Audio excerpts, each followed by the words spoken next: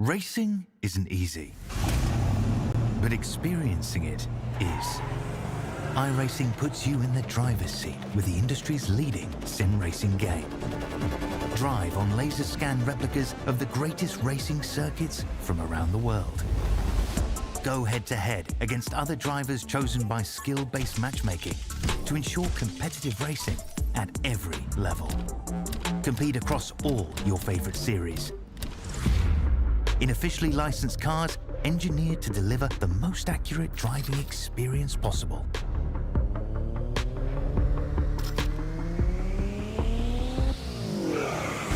Join a race or host your own with players from across the globe. Race against the computer or in a league with friends. Feel the thrill behind the wheel. Visit iRacing.com.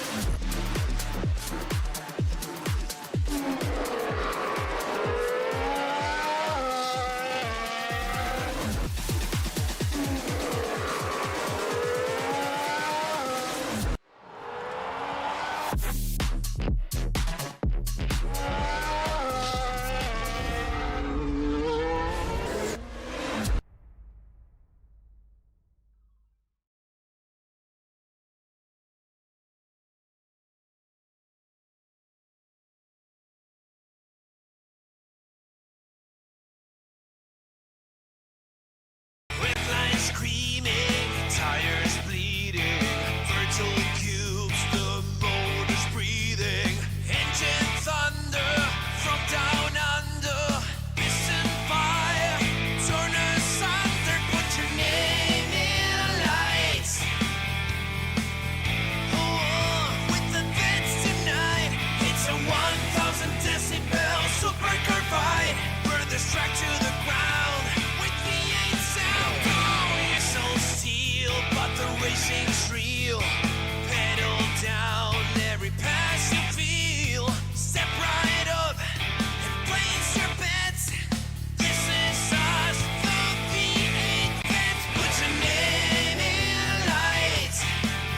Put your name in lights with the Vets tonight. It's a 1,000 decibel supercar fight. Burn this track to the ground with V8 sound. Put your name.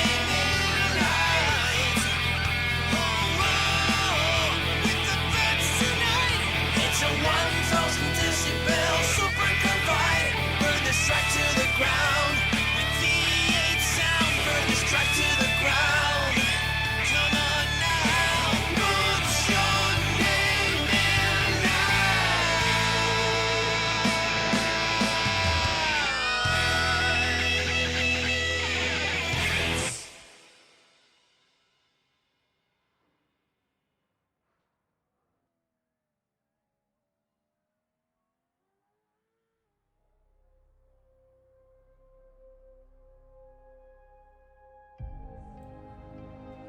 Mount Panorama calls our name as we enter in for round 2 of fabulous season 25 with the V8 Veterans. We come in tonight for the Split 2 action here live from Bathurst in New South Wales here in Australia. It's a circuit in which it demands your gratitude, it demands your respect, and it's a circuit that will decide our winner here this evening. It's not one in which mistakes are going to cost you. It's one that also sometimes you've just got to have a little bit of luck to conquer. It's one of the toughest circuits in the racing world. Tonight we go racing for 300 Ks around it. Hamish Munro here with you once again, joined alongside by Brett Fisher. We come in tonight to Wiradjuri country here at Bathurst and we go racing once again. Brett, it's an awesome time whenever we get to come to Bathurst. We haven't been to Bathurst since the start of the year. in the Vets, and for 300Ks tonight for our retro round, we go old school for this time, and it's going to be a tough test early in the season. I mentioned last time out, first few rounds are ones that are going to really classify our pretenders from our contenders. There's no better place to do it than Bathurst in round 2. Absolutely fantastic to be here, Hamish. Red or black, what are you going to bet on? Let's hope it comes up your way. Bathurst, what a fantastic place. Only about 2.5 hours down the road from me. Don't get down there all that often, but it is a track that everyone knows, and it is going to be full of some fantastic liveries tonight and some fantastic racing. Yeah, you had about 10 hours onto that trip time, and that's how far away I am from Bathurst. So it's a bit further away from me. I've actually never had the privilege of going to Bathurst myself, so hopefully one day at some point. Yeah, it's one of those places you've got to do once or twice, or in the case of something like Mike Korolev, you do a lot more than that, and some of the other vets drivers. But it's one of those places you've got to go and you've got to experience yourself, because I tell you what, standing on Skyline, watching how far the track just drops away from you there is just unbelievable. The track itself, just, nostalgic, historic, and just awe-inspiring. Well, as we come into tonight, Stephen Grumley is our championship leader. As we have a quick look at the points, there was a post-race penalty that came in the way of Brenton O'Brien last week. That's promoted Grumley to the lead of the championship. Alex Kiddis to P2. O'Brien has dropped down to P3. Matt Scholes, P4 in the championship at the moment, looking in dangerous territory once again. We've seen this sort of consistency and dominance from him before, and that was, 2 years ago, roughly this time. So he would hope to win his second championship in Split 2 this season, but he has got a little bit of work to do following the first 2 rounds, especially after tonight. We'll see how he goes. Craig Friend in P5, Dave Arney, Scott McKenzie, Simon Haynes, Darren Crosby, Michael Quain currently in the top 10.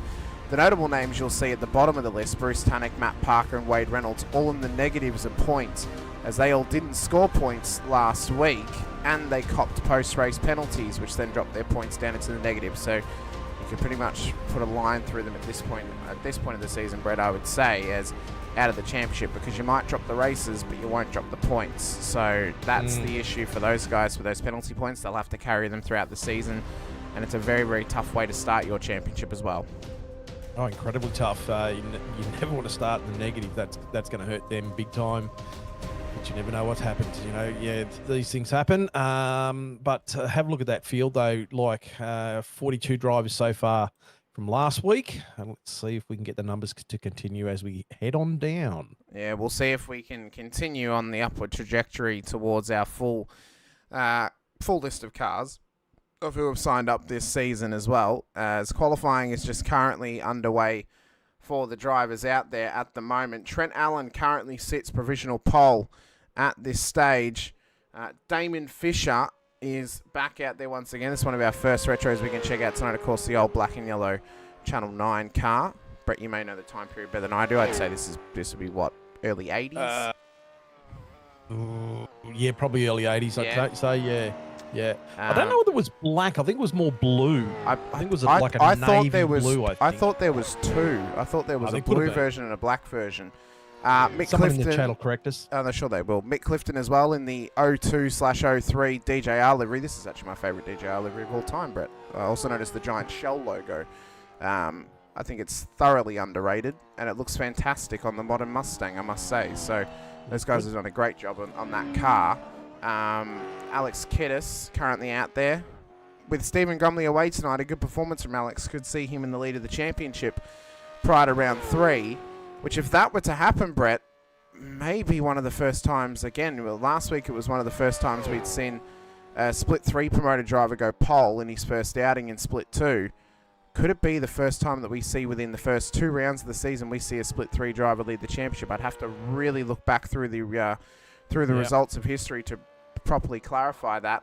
This guy here, he's lighting it up at the moment. Oh, though, he is. He really is. This guy as well, Matt Scholes, could be back in best form. Seems to have finally gotten suited to this car, gotten comfortable as well. The season 18 Split 2 champion, one of the more dominant champions we've ever seen in the tenure of the vets with 2 splits. He's already finished in the top 5 once this season. He'd love to do it again here this evening as well, as he just pulls up at the end of his qualifying. Tim Mulford does the exact same thing as well. Jim Caperonis back in the field as well. Good to have Jim back after his sabbatical. He was in Split 1 last season after getting promoted. Missed the latter part of the season as he pulls up in what I think is a late 90s DJR livery as well for SCR. So he'll get himself prepared for what's to come in the rest of this. Shane Randall pulls up too in his 1991 Jim Richards R32 Skyline on board that Mustang as well. Wonder if he's got a turbo on that car off the Nissan as well, Brett, maybe to give him a couple of horsepower. and four-wheel drive. I imagine that four-wheel drive Mustang, the thing would be deadly. Andrew Hoffman across the top at the moment in the what it would be known as the Lap of the Gods Kmart entry, the 2003 Kmart car.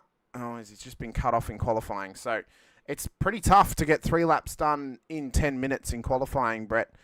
And unless you get out there straight away, you really don't have time to dilly-dally. You have to get going, and you have to try and get your laps done as quick as possible. You certainly do. I think I stuffed my second lap around and had to quickly reset, and I only just got my my third lap in as I crossed the start-finishing line to get my second timed lap done. I went straight to the end of the qualifying round. Well, starting grid for tonight's race will be as follows. Trent Allen will start pole position for AATT Revolution E-Racing alongside Chad Viger on the front row of the grid. Alex Kiddis and Damon Fisher will make up the top 4 with Mick Clifton and Jim Caperonis starting inside of the top 6. Tim Mulford, Matt Scholes will start ahead of Craig Friend and Brenton O'Brien inside of the top 10. Shane Randall, Brent Horsell back in the 6th row of the grid. Chris Blanchard, Stephen Clark starting ahead of Darren Crosby and Michael Jones for our top 16. Mark Houghton, Michael Quain, Scott McKenzie and Matt Monday make up the top 20. Simon Hedesheed, Rick Viger, the top 22 with Ron Allen and Andrew Hoffman for the top 24. As we go back to Ben Brook and Scott Weston on the 18th row of the grid. Matt Stores, Brett Taylor, two EWT cars, in fact all 3 of them starting around each other on the grid. They'll start ahead of yourself, Brett, out of P29 with Derek Lovegrove alongside you. Jeremy Bush, Mario Reale starting ahead of Peter Baxter and Sean Cullen with Dave Arney. And Bruce Tannock serving a rear of grid penalty after last week as well. So we can see that, you know, there's a bounding amount of drivers, just under 40 out there. Just under 40 at Bathurst. You might think, oh, it doesn't seem like such a big grid. It's big enough for Bathurst, trust me. It is big enough for Bathurst. It is big enough. But what can this guy do? I mean, Alex Kiddis, we spoke about him pre-season. He's got really good pace. We said he needs to tighten the screws a little bit on the racecraft, but he's been running at the front all of last week. He's qualified up the front this week. He doesn't really have to tighten up the screws on it if he's running up the front every single week, does he?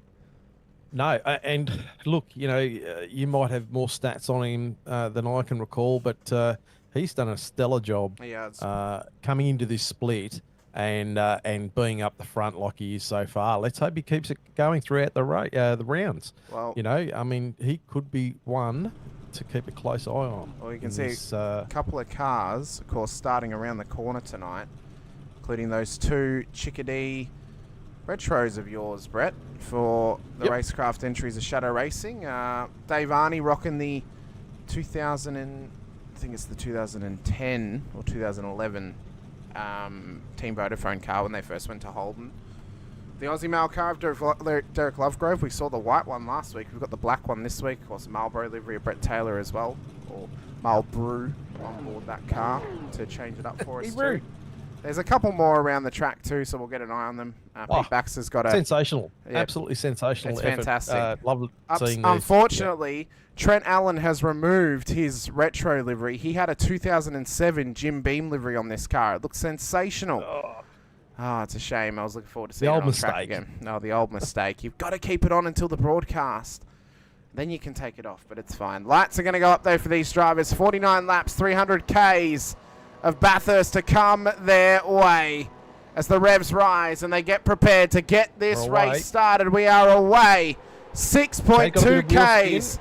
There was a little bit of wheel spin from them. They've got to have it though in the back of their minds, right behind their eyes. Bit of patience on lap 1. Plenty of time to make moves. Plenty of time to try and fight your way forward as best you can. And as Trent Allen leads us up the hill for the first time, He is already starting to build a little bit of gap here over the competitors as they enter up towards Griffins for the first time. Great start by everyone. I think everyone got through Hell Corner cleanly at that point, so that's good. They run up towards the cutting as well. This could be an early spot for incidents to happen. They're a bit eager on that one, Brett, I must say. A little bit eager, but they're getting themselves going again. And look at that. That's a great shot. Thank you. I've lucked into that one, I'll be honest with you.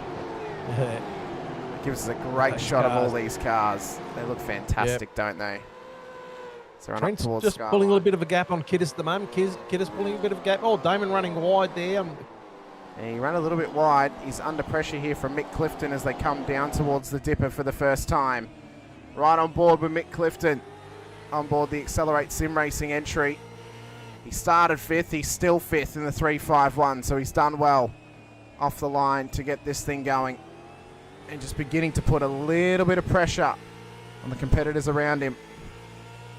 Get himself prepared to assault the mountain. We're just about 6.2 Ks done and dusted around here. Just like that. Just like that, somehow.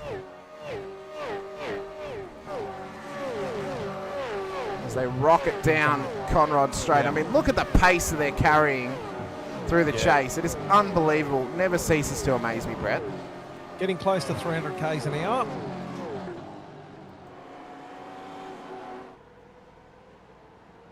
There we can see Trent Allen leads us over the start finish line, ends out lap 1. So a pretty clean lap 1 actually. I'm quite surprised, Brett, I must say. I thought we may get a couple of tangles over lap 1, but they've sorted themselves out nicely. Trent, he's nearly got a 2-second gap on Kiddis already. That is fantastic. Kiddis just ducking above a half a second away from Chad. And Damon just over half a second, but Mick Clifton on the tail of Damon there as well. Jim Caperonis, great to see him back on track. He's tucked himself right in 6th spot at the moment, so he's done quite well. First qualifying back, like you said, and he's actually done quite a nice job there. Well, he's qualified in 6th place, and he's currently still there. It's the 69 entry of Southern Cross Racing. But Jim Caperonis, as we look off the back of him across the top of the mountain, and you can see as well as we ride on board the sort of tunnel vision you can get up and over the mountain as you come through the grate towards McPhillamy Park. And it's such a ride, and the best way I can describe when someone is not comfortable driving around here, you've got to let the car dance. You've got to let it feel the circuit. Oh my God, that is a wild ride down Skyline for Caperonis. That's a little bit, he sent that one for a little bit too much tango there, I think, Brett. Maybe just go for a nice line was a little bit off there. That was just, his line was a little bit off, a bit squirrely, even coming into here. You know, like he's just real trying to get loose. himself comfortable. Real loose. And I mean, you know, he's been away for a while, good 3 months away from the rig, so there's obviously some time to just scrub away the tarmac rust that might be on board him and get himself prepped to race on the again. wheel. Yeah, a bit of dust it looks on like the Mulford wheel. having a little bit of a look on the inside, giving a little bit of pressure there. Not really going to do anything with it at this point. No, he's just had to tuck Skulls back up again. also tucked in there as well. Yeah, none of the top 10, or in fact none of the top 15 have changed positions just yet. It's till we get back to Mark Houghton, who's up 1 position at the moment for Accelerate Sim Racing. Scott McKenzie's up 2. Michael Jones has dropped 2 positions at the moment on board the Extreme entry. Matt Monday up 1 as well. In what is an MSR car. I don't know how retro that is, Brett. I mean, that car's only probably a year or 2 old. Can we classify that as a retro at this point? Probably not really retro in my eyes, but you know, hey, It looks cool. you do you. It looks cool. Maybe that's what matters. Simon Heddersheet as well, running a retro of a retro. The Mark Winterbottom retro livery from the 2014 Bathurst 1000 for that Bottle-O entry. So he'll be open for a good finish here tonight as well. There's plenty of stuff though for us to check out across the race, of course. Oh, it is. Michael Quain. And There's our first. Oh, sorry. There's our second Brock livery of the night. We've already had 2 now. I expected more, to be honest with you. I expected at least 5, Brett. To be fair, maybe just to match the race number. I think, I like, as you said, the deep cuts. Love a deep Yeah, cut. I enjoy the deep cuts. I think they're pretty good, Yeah, I think for me, biggest deep cut is this Aussie Mail car. That is such a deep Yeah. cut in this field. Like, and we mentioned 2003 Bathurst. What gets overshadowed a lot, and ironically it was in this car, was John Bow's shootout lap. He set a record, and then the lap later, it was this man, or this car of Greg Murphy, that went and completely destroyed it. So, the Kmart entry overshadows that Aussie Mail car by so much based on one lap alone. Because that Aussie Mail car was very strong that year, at least at Bathurst, but the Kmart car was just a different beast. Yeah, the old BJR car. It's weird to think that they were BJR at the time. But, no, but these guys are running good at the moment. It's Hoffy, this stage, trying to get back in the saddle, of course, back up to pace. He's put some high pressure on himself, high expectations this season. We'll see if he can play off of those. We've got to talk about his teammate, though, as well. We mentioned him briefly, Jim Caparonis. Bit of work to do, I would say, Brett, but we did mention that this would be a bit of a resurgence season for Jim. Get himself comfortable again. Get a solid finish in the championship. Probably remain in Split 2 and then have a crack at the title next season. I think that should be the mindset and the plan for Jim Caparonis. Give himself a season to get back up to pace after being away for a little while. Well, he's put himself in, P6 at the moment, and I think that's a pretty good effort considering the hiatus he had to get into the top 10 in this field. He's done well. He hasn't lost too much. Obviously, a bit sketchy that time we watched him coming down the mountain, but he's put the time there, so we'll be interested to see where he finishes at the end of this race. Well, indeed. Lap 4 of 49, probably been one of the cleanest Bathurst starts we've ever seen in the Vets. Probably the cleanest start we've seen all weekend to this point. We've only seen Split 1 and Split 3. Split 4 going live tomorrow night at 8:30 p.m. Australian Eastern Daylight Savings Time as we make that change over this evening. So those of you who live outside of New South Wales, Tasmania and Victoria, the broadcast will start an hour earlier for you tomorrow night. Jim running wide a little bit there out of the dipper. Just slightly. Yeah, just He's ever so slightly offline, He's feeling that slight pressure at the moment. Yes, as up there, I've just noticed Chad Viger going a little bit slow out of Forest Elbow, and I think he might have been caught with a bit of a slide off of turn 23 because he's now dropped off the podium to Damon Fisher and Alex Kiddis. Both of them have now got past him. Clifton's also got past into P4. That's a couple of positions lost there for Chad Viger in the Kumo Tyres entry. And hasn't, look, I don't want to bang on about me brother, but hasn't he done well? Like, I think, was it 16th or 11th last week? Well, he's done very well. And maybe it comes down to a little bit more comfortable at Bathurst, possibly. Maybe a little bit more time in the car. Bathurst can really... Having Bathurst so early in the season can sometimes give us a false sense of who's going to do well this season. Yeah. Because sometimes it comes down to who actually has the most laps around Bathurst and who is comfortable at Bathurst as well. As Brett Fisher into pit lane on lap 4. Do we have to show this? Well, Brett, I think we need to point out the point that it's a 70% tank capacity tonight. Started with 80 litres. You need roughly 160 litres to get home, but you can only fill it up to 93. You needed to come in probably a good 8 laps later, 9 laps later actually, lap 13, because that would have gotten you to the critical lap. 3-stop strategy for Brett Fisher tonight. I know, what an idiot. Well, to be fair, if there's a safety car, you're back in it. Well, yeah. Well, look, I felt like I was being held up a little bit in the pack there, and I did all the fuel calcs for everybody in the team, and so I knew all the calcs, and I still made that move. And as soon as I've exited pits, I've gone, "What have you done?" Yeah, that was a very big faux pas on my part.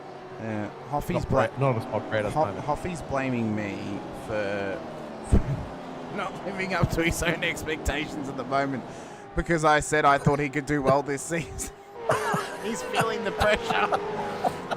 Nice Benson and Hedges. Yeah, that's a good old livery. That one. A buzzing. Well, technically we can't they're not supposed to be advertising certain tobacco products. So, but they haven't actually changed the livery to represent that. So we'll say it's either Henson and Bedges or it's Buzz and Hornets, one of the two. Yeah, that's right. Sorry, my bad. I'm just a clown all the way around, aren't I? Ben Brook as well, another red driver in that Lap of the Gods livery too. So we've got both Murph and Rick Kelly out there, apparently. Although both of them are running that 51 number on the side of the car still. You know, Hoffa's going to milk that for the whole rest of the season too. The fact that I mentioned him. Yeah, we mentioned him. What's funny is if he pulls off a miraculous performance, he'll say, "Oh, this is all because Hamish took me up at the start of the season. It made me want to do better again." So yeah. You know, it's going to go two ways. I feel Matt Stoyles as well in behind this pack, of course, in that late 90s Larry Perkins Racing livery, of course, a Bathurst winning car, or we could think of it as a Tony Longhurst EF Falcon Castrol livery too, because they ran the same one in the same year on two different cars. Oh my God. Oh, that was a weird period of time in racing, wasn't it? When you could have two completely different teams, two different manufacturers running the exact same livery. Wow. Why not? Did my head in at the time. Of course, True Blue DJR livery as well for Ron Allen out there at this stage. Or some his green wheels. I don't know what's going on with the green wheels. He should have had the green anyway. tough entry, but maybe he didn't want to hit the tree. Instead, he wants to hit a rock. Yeah. There's a fair bit of debris on the road. Yeah, there is just a little bit. Like, he needs to be careful now. He's going to be too scared of gravel because he'll think it's boulders on the road. Him or the car? Either or. I'll leave that one up to you. Darren Crosby as well. I mean, good race thus far. Hasn't moved anywhere just yet, but he has stayed where he started. He's got Sandman Stephen Clark just ahead of him too. Had a fairly good outing last week in his first running of Split 2. Of course, was in Split 1 last season as well. Doing a very good job. 14th place at the moment. That's not bad. Yeah, pretty good. We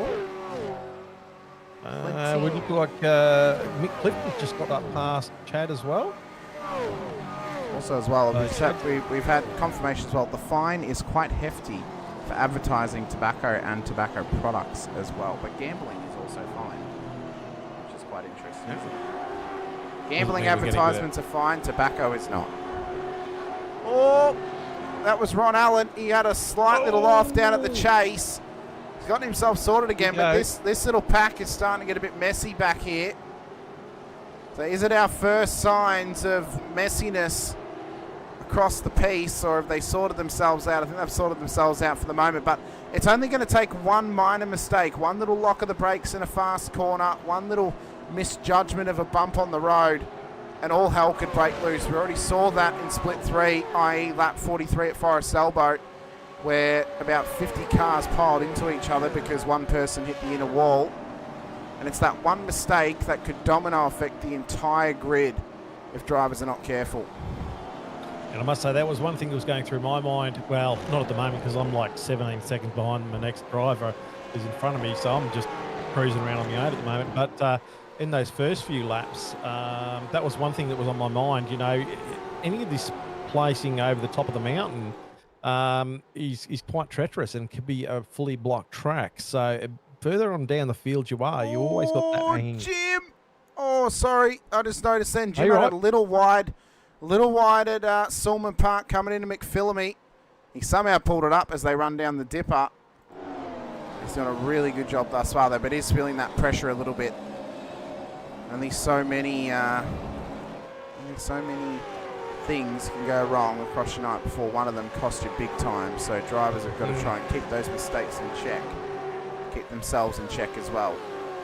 Got an intriguing battle happening though for P2, Brett. Alex Kiddis leading this little pack here of Damon Fisher and Mick Clifton. And you'd be remiss to think that Kiddis is in the race lead at the moment. He's not, because 7 seconds up the road at the moment is Trent Allen for AITT Revolution E-Racing. The Bathurst 1000 winner of ASR has absolutely checked out away from the entire field. And I suppose that's what happens when you join up with James Scott for 1,000 kilometres and end up being a race winner. Sometimes you learn some things around the mountain when that happens. Just looking at his times too, like he's just done a 2:07.7 his last lap. His best lap is a 2:07.015. And Alex Kiddis, his best lap is a 2:08.238. So Tim's Trent's I've done it. There you go. Trent has done a brilliant job and just putting on a display at the moment. So He's proving why he is a Bathurst 1000 winner across the piece of Australian sim racing. Kedis is doing all he can right now, but the problem is he's being put under pressure from guys like Fisher and Clifton, and there'll be a couple of eyeballs going up to the mirror every so often, and that will play on his mind. That will start to affect him, but he needs to keep the head cool, keep himself calm, and make sure that this car stays on the straight and narrow here tonight on this tarmac. If he can finish here in P2 on the road, I know we're still obviously over 280 Ks still to go in this race. If he can stay here, he will lead the championship into Watkins Glen next week for round 3, and what would be an incredible effort for him. absolutely huge effort. Driving well, young fella. He's indeed. He is he's one of the kids of Split 2. Not necessarily in age, but in terms of race starts in Split 2. Yeah. And he's just getting his feet. Another one of them here is Brett Horsell, the Player 1 sim racing entry. As there's been an incident in behind Rick Viger. Andrew Hoffman have had a moment up at Forest Elbow. I think Matt Stoyles and Derek Lovegrove are piled in there behind them. That's a tricky spot That's there. a big, big moment. And that Kmart Retro of Hoffman is heavily damaged. Front end of that car has been ripped off. I have to wonder if it's gone one of two ways, Brett. It's either he's been dived on the inside and hasn't realised the person's there, or he's turned in a little bit too tight and clipped the wall, which has then ricocheted him across the road and in the way of the traffic. And you know Hoffy's going to blame you for that one. My name is not Forest Elbow nor the wall, Brett. But still, we just put him under so much pressure. You know? I take no blame. I take absolutely no blame for that one. Right on board here with Brenton O'Brien, last week's race winner on the road for Evolution Racing Team, currently P10, and just ahead of Shane Randall at this stage, P11 on the road at the moment. These two guys have been in and around the same championship position for the last 2 seasons in a row.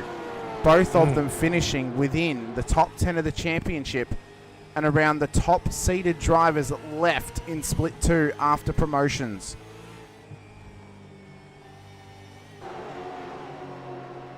But Shane is doing a hell of a job right now. Sorry, just reading in the chat there. Wasn't expecting the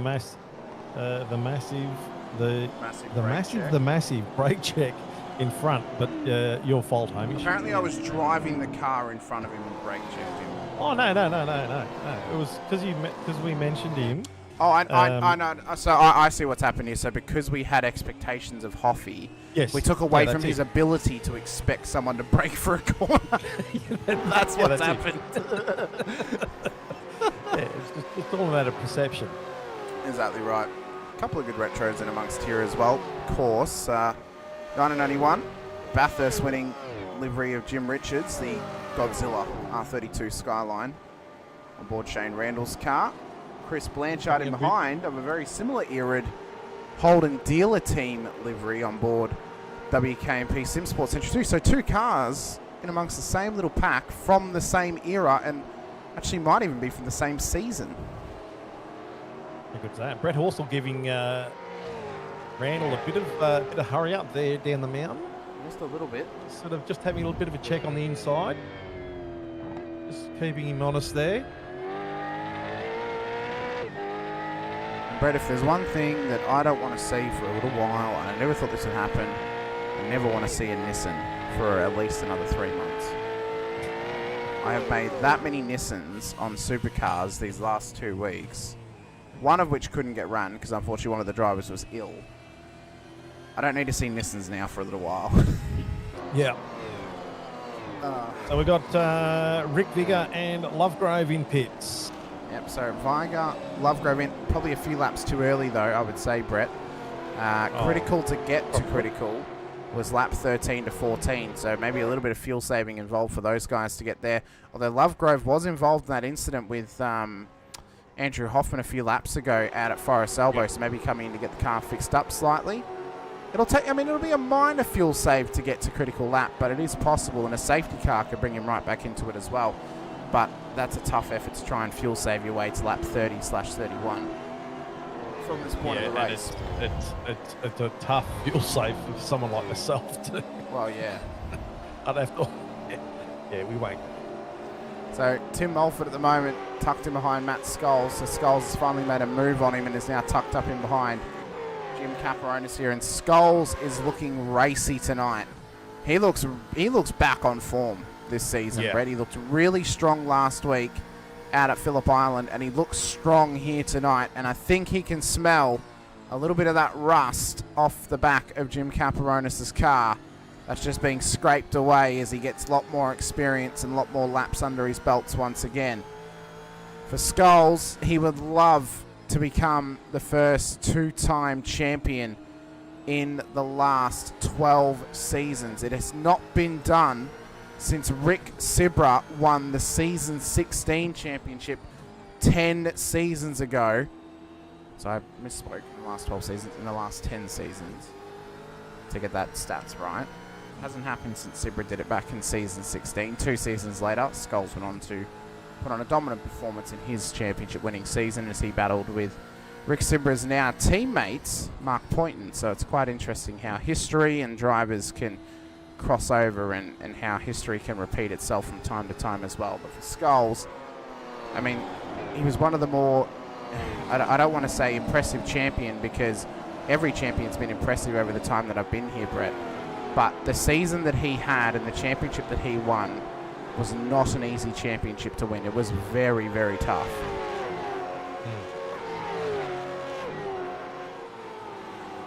Do you prep prior to race all of these things, or they just come back from memory? That is completely memory based. Holy I can name every champion if you want, since I started in Vets. No, don't do it. I can't. I had a mate of mine who could remember the time, the date, what the day was like. And it could have been 10 years ago. Well, that's an eidetic memory. I don't have an eidetic memory. I have what is called autism, and one of those autisms is statistics. Yeah. And information gathering. It's good, because say I would have no hope. I'm lucky to sort of look at a car and a number and remember the name that it associates with. Anyone prior to season 14, I got no hope. Season 14 up until now, I know every champion. I've split 2. No, you're doing well. Doing good. Looks like we've got one of the Fighters. That's Chad coming into pit lane. Lap 12 of 49. So I'd say he might be running slightly less fuel than a couple other drivers, maybe a 4.7 litres per lap. That'll get him to lap 30 from this stage. Maybe a little fuel save here or there, but it will be slightly tight. But he should be able to get that job done, no worries. Simon Heddersheet is also in. So he's going to follow in. He's in a rush. Oh my God, that is a ferocious pit entry from Heddersheet. A fantastic run though into pit lane. Save as much time as you possibly can. Andrew Rushford. That's like Vettel being able to name every F1 champion and the years they won. Yeah, probably like that. Although, obviously, majority of them were before his time. I don't know the split 2 champions prior to season 14, at least off by heart without looking them up. It's like, we flicked onto this bloke here, and then I've just got to go, that's Trent Allen, and he's going over the top of the mountain. There's not coming out of McPhillamy or anything like that. Alex Kiddis, coming up towards Skyline. There's Brett Fisher in P3. Oh, sorry, no, Damon Fisher in P3. No, Brett wouldn't be up there. Jeez, he's taken a lot of curb there. He does. Takes a whack of curb. Oh, my God. Yeah, that was I wonder whether he does that every lap. He bleeds the curb like people like to bleed the fuel on a fuel guzzle. Well, he's making the racetrack shorter, isn't he? He is. Making it as short as possible. This is our closest battle within the top 10. It's between Tim Mulford, Jim Caperonis, and Craig Friend. So Mulford's now also made his way past Jim. Jim's actually got a little bit of damage on the front of that car. Yeah. So there may have been a slight little bingle somewhere in the piece between them. Is Mulford carrying any damage on the rear of that car? Well, we'd have to look at probably the rear right. Right. So we'll need a shot that gets us behind the car. And I think no, that car looks pretty clean. No, it looks actually. pretty clean. Yeah. Yeah. Here comes Jim. Yeah, Jim's in. Pits. Clifton's in as well. Caperonis. So the Shell team are doing a simultaneous pit stop here. Oh, I wonder whether they're going to have any problems. Oh, Stephen Clark! Oh! Stephen Clark in a wild moment down there at the pit entry has just backed it in right in front of, I think that was Scott McKenzie coming in. Nowhere to go. Wow, that was huge. That was a monumental crash for Stephen Clark. And the Sandman living up to his name, ending up in the barrier there. That's so huge. as this happens, so Jim's come into pit lane, and then watch Sandman comes out of the chase, down towards, clips that curb, gets it loose, into the wall, doesn't hold the brakes, gasses it up, bang, straight into him goes McKenzie. Wow. Unfortunate for Clark and McKenzie. There. That's, yeah. That's a big one. That is a big one for Stephen Clark. And he has to just trickle it on to pit. At least he was at pit entry. So Actually, I didn't tell you something else before we started either, Hamish. I blew a motor at Bathurst too. Don't know whether you noticed that when at was all. this? But, I think it was a lot later on in the race. Okay, we'll come back to it then. Was it prior to your third pit stop? Because I know when you came in for your second, there was a certain Nissan on your tail when you came in. So yeah, I think it was.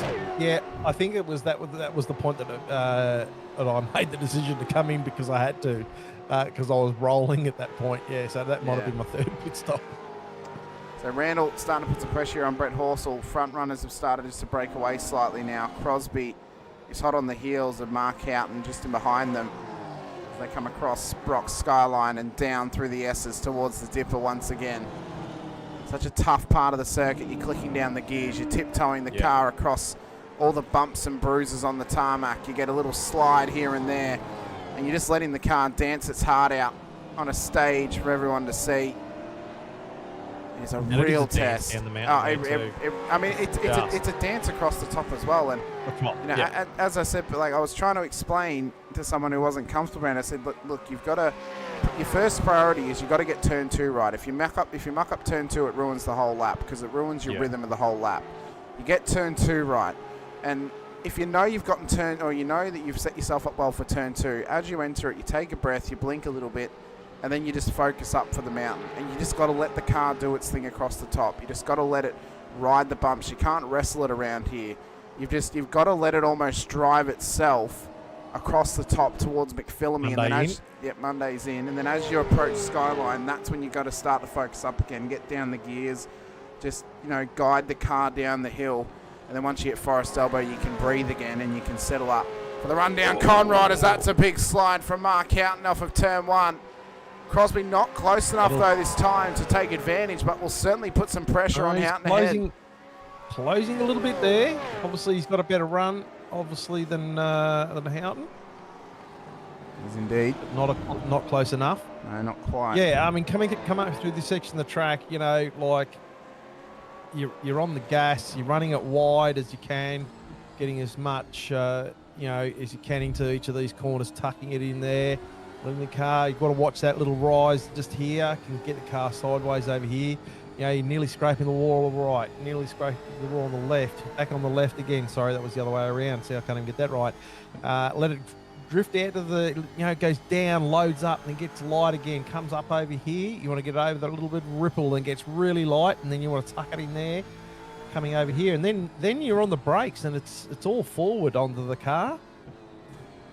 It's you're on brakes, you dip it down. And then you're back on the gas again, hard as you can, left and right, and then back hard on the brakes onto the nose of the car to get it turned in here to get a decent run down. Oh. And that was a big big slide. Oversteer for Crosby. Yeah. And I don't know if you get this as well, Brett. I find this happens to me as well. As you run through Skyline and down through the Dipper and you go down the gears, everything almost goes silent for a moment.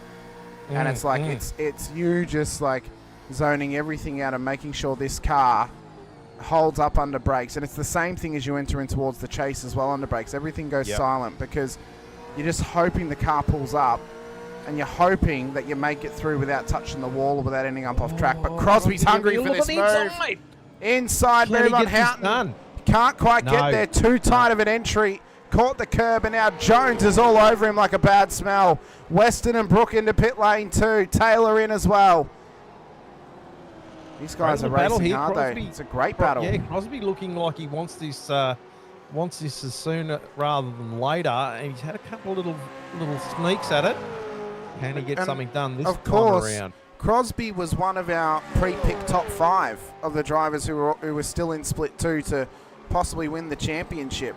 Now, he's not inside the top 10 at the moment, neither is he inside the top 5, but he's racing really well, and he's battling really well here with Mark, and both of them are doing a fantastic job, and Michael Jones has got the best seat in the house at the moment for this battle. He is just sitting back, watching this go along, and probably eating a bit of popcorn as this runs around as well, as he right on board with him. Yeah, and I would probably, knowing I can see the attitude of Crosby at this stage, you know, he's having a couple of little looks here and there. I wouldn't want to try and get in that and actually confuse or get caught up in something if it gets too close. So just let them do their thing, let them, and then if you're being held up a little bit, then you can start and push a little bit. But you know, it just can bite so hard if you come unstuck. Oh, it really can. It really, really can. You can see Jones though, just little micro fixes, micro adjustments on the wheel as he runs across the top, just to keep this car in its best possible position as they now run down Conrod Straight. So he started 16th, he's now up to 12th. There have been a couple of cars through pit lane that were ahead of him, including Chad Viger, Mick Clifton, Jim Caparonis, and Chris Blanchard. Crosby on the inside of the chase, but he's caught on the outside of the next corner. Can he get this job done? He's not quite there, but he's hungry for this. Crosby wants the move. That was a good effort. That was a good effort. Just to mix it up a little bit there. He's had enough. He's going to come and pit. Smart. That's a smart move from Crosby. Yeah. He knows he's getting held up. He knows that if he's in now, he can undercut Houghton and get this car at a pit lane ahead of him too. And Crosby slows that car up and now gets it through the piece. Michael Quain, at the moment, sitting inside of the top 12, up 6 positions in this race. Moment again, though, still needs to take a pit stop in this one. Dave Arney, who started at the very back of the field, up 18 at the moment. So he'll be hoping for a hot finish here tonight on board the Lake Edge Holiday Units and Majors Garage entry of Pacific Esports Racing. Of course, running this retro Vodafone car from AAA. Vodafone, yep. It's weird to think that this car is 15 years old, Brett. Yeah. I remember being a child seeing this car. It just makes me feel old. I won't say what I remember seeing Bathurst as. Wow, you would have seen it in the black and white days, surely, Brett. Yeah, probably. But I remember very clearly when I think it was Moffat in the number 9 car, or the Channel 9 car, come over the top of the mountain and put it on its lid. I think that was the black Channel 9 car. I think that's what that car was. So I think that's what Damon's livery is based on. I'm going to Google. Have a Google. Caparonis in the chat saying Randall's livery looks amazing. Thank you so much, Jim. I was very proud of that one. Wasn't too difficult actually, which was nice. This was the second one I did after the HKS one for Halil. I needed something easy to do after that one. Race leaders into pit lane though. Trent Allen into pit road. Lap 16 onto 17. This is about the limit of the fuel tank. So we expect the whole front of the field to come in. Kiddis is in. Fish is in. Skulls coming in as well. Mulford, Friend, O'Brien, Horsell, Randall to come in as well. Does Houghton come in behind them? These guys don't know what they're doing. They should have come in and, heaps of laps ago. Well, on lap 4. What an idiot. Houghton in, Jones in as well. We expect Quain to come in. He does. Ron Allen. And then Jeremy Bush we await. And Dave Arney as well. Bruce Tannock started in pit lane. So we expect him to be in at some point as well. But he still needs 2 stops in this race. He started at the back of the field, if you recall. He's in now too. To get his first CPS of the night done. Peter Baxter in that Super Cheap Auto Retro for that team as well. Matt Stoyles in behind him. Chad Weigert now goes on. But he pitted back on lap 11 and he's not quite going to take the race lead from Trent Allen, I don't think, because Allen's just exited now and there's Chad behind him. So he actually undercut him just a little bit over the stop, but he had a significantly shorter stop than Trent did. Yeah. Now, I was wrong on some accounts because it was Kevin Bartlett who rolled his Channel 9 Camaro. And it was a blue colour. Oh, a blue colour. Yeah, it was a blue. Well, this looks to be getting contested here, Brett. You are leading Matt Monday up the hill, and Shane Randall has exited pit lane in a drag race scenario up towards turn 2. It's a sketch. He's a bit sketch. I haven't seen any cars around me for quite some time. Oh! Matt Monday Off gets the locked up. nose. Now, the point I was about to make, Brett, was you would know at this point that you've pitted at an unsuccessful spot. You know you've got to come in again, at least twice. Did you think at some point, oh, maybe just let him go? Yeah, well, I did actually, but I was kind of forced into a spot because I had Monday behind me, pushing me along, and then I thought, oh, I can't back out of it now because I'm going to, hurt Monday. And I thought, oh, look, we'll sort this out later on up the mountain. But I was definitely going to let people past, knowing the fact that I was completely, well, that was close to the wall. That was out of strategy. Brett, I think you might have Cooper's sponsorship on the side of your car now after that. That was... I rubbed a bit of Cooper's off. Yeah, I think so. Close. I think so, but currently running in P14 at this stage, but as we said, you still need at least 2 more stops to get home, but you only need 1 more CPS. If you could make it to maybe lap 29 and there was a safety car, you could do it. But that's a real actually stretch.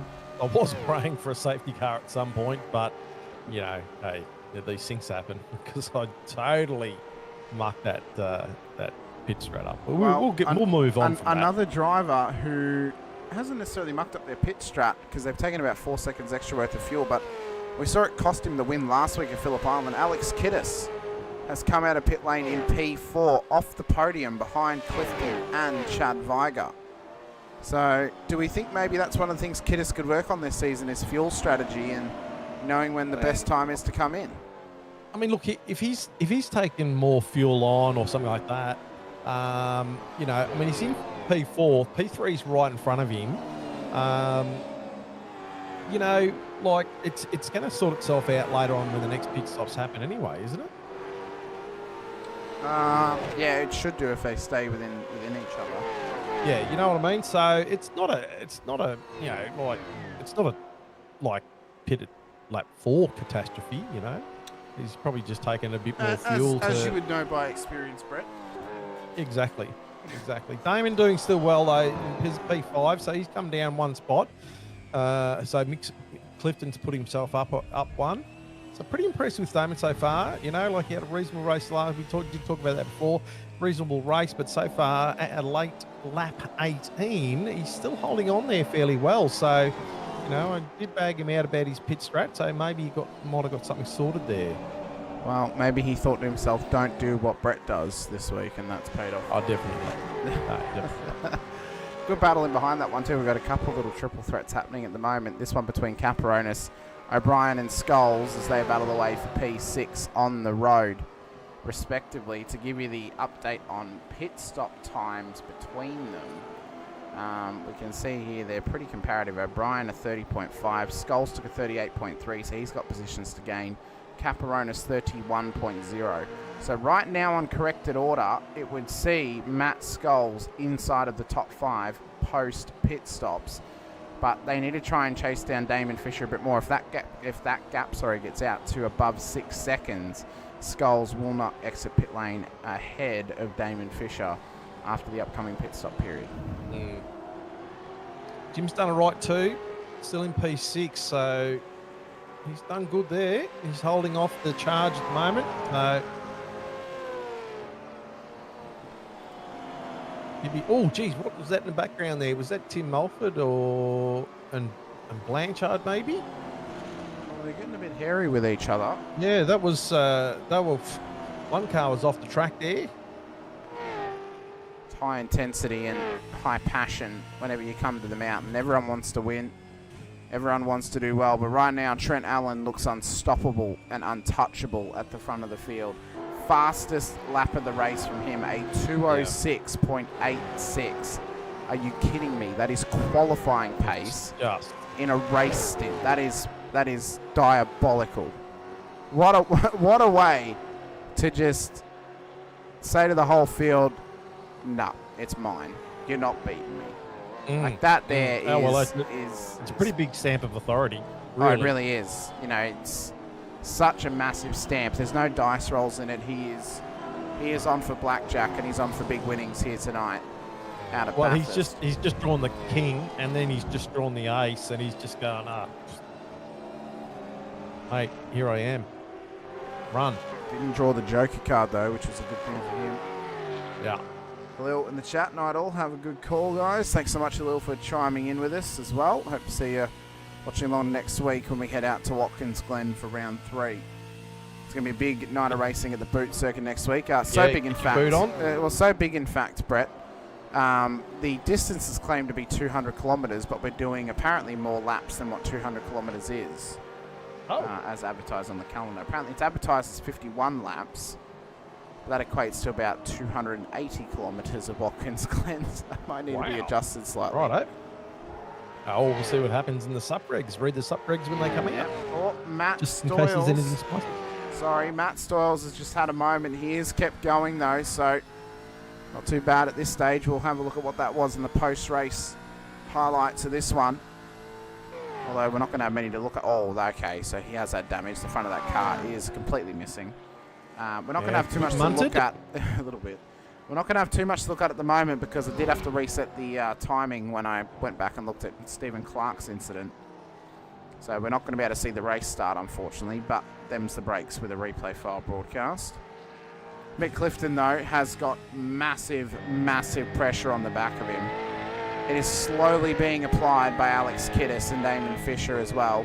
All top 6 cars, Mustangs, on the road tonight. And there's 2 Camaros of O'Brien and Skulls. Then Mustang, Camaro, Mustang, Camaro, Mustang, Camaro, Mustang. Just, it's Mustang heavy. Mustangs are favoured, aren't they? They're very favoured right now. And the ironic part is the Camaro is actually faster down the straight than what the Mustang is. But the Mustang's faster across the top, so... Damon had a bit of a wiggle there, coming out of Forest. Yeah, that was a real big wiggle. That was... Because he was right up to about 0.2, 0.3 behind Kiddis there for across the top of the mountain, so I must have just got on the gas a little bit too quickly or something like that. Well, it was a real big slide from him. He's back into it, though, into behind Kiddis, so he didn't give up too much time. As Rick points out in the chat, Trent Allen, the current ASR Bathurst 1000 champion. I think he likes this track. I would say so too, Rick. One of them's like Brent O'Brien. He's got an office somewhere.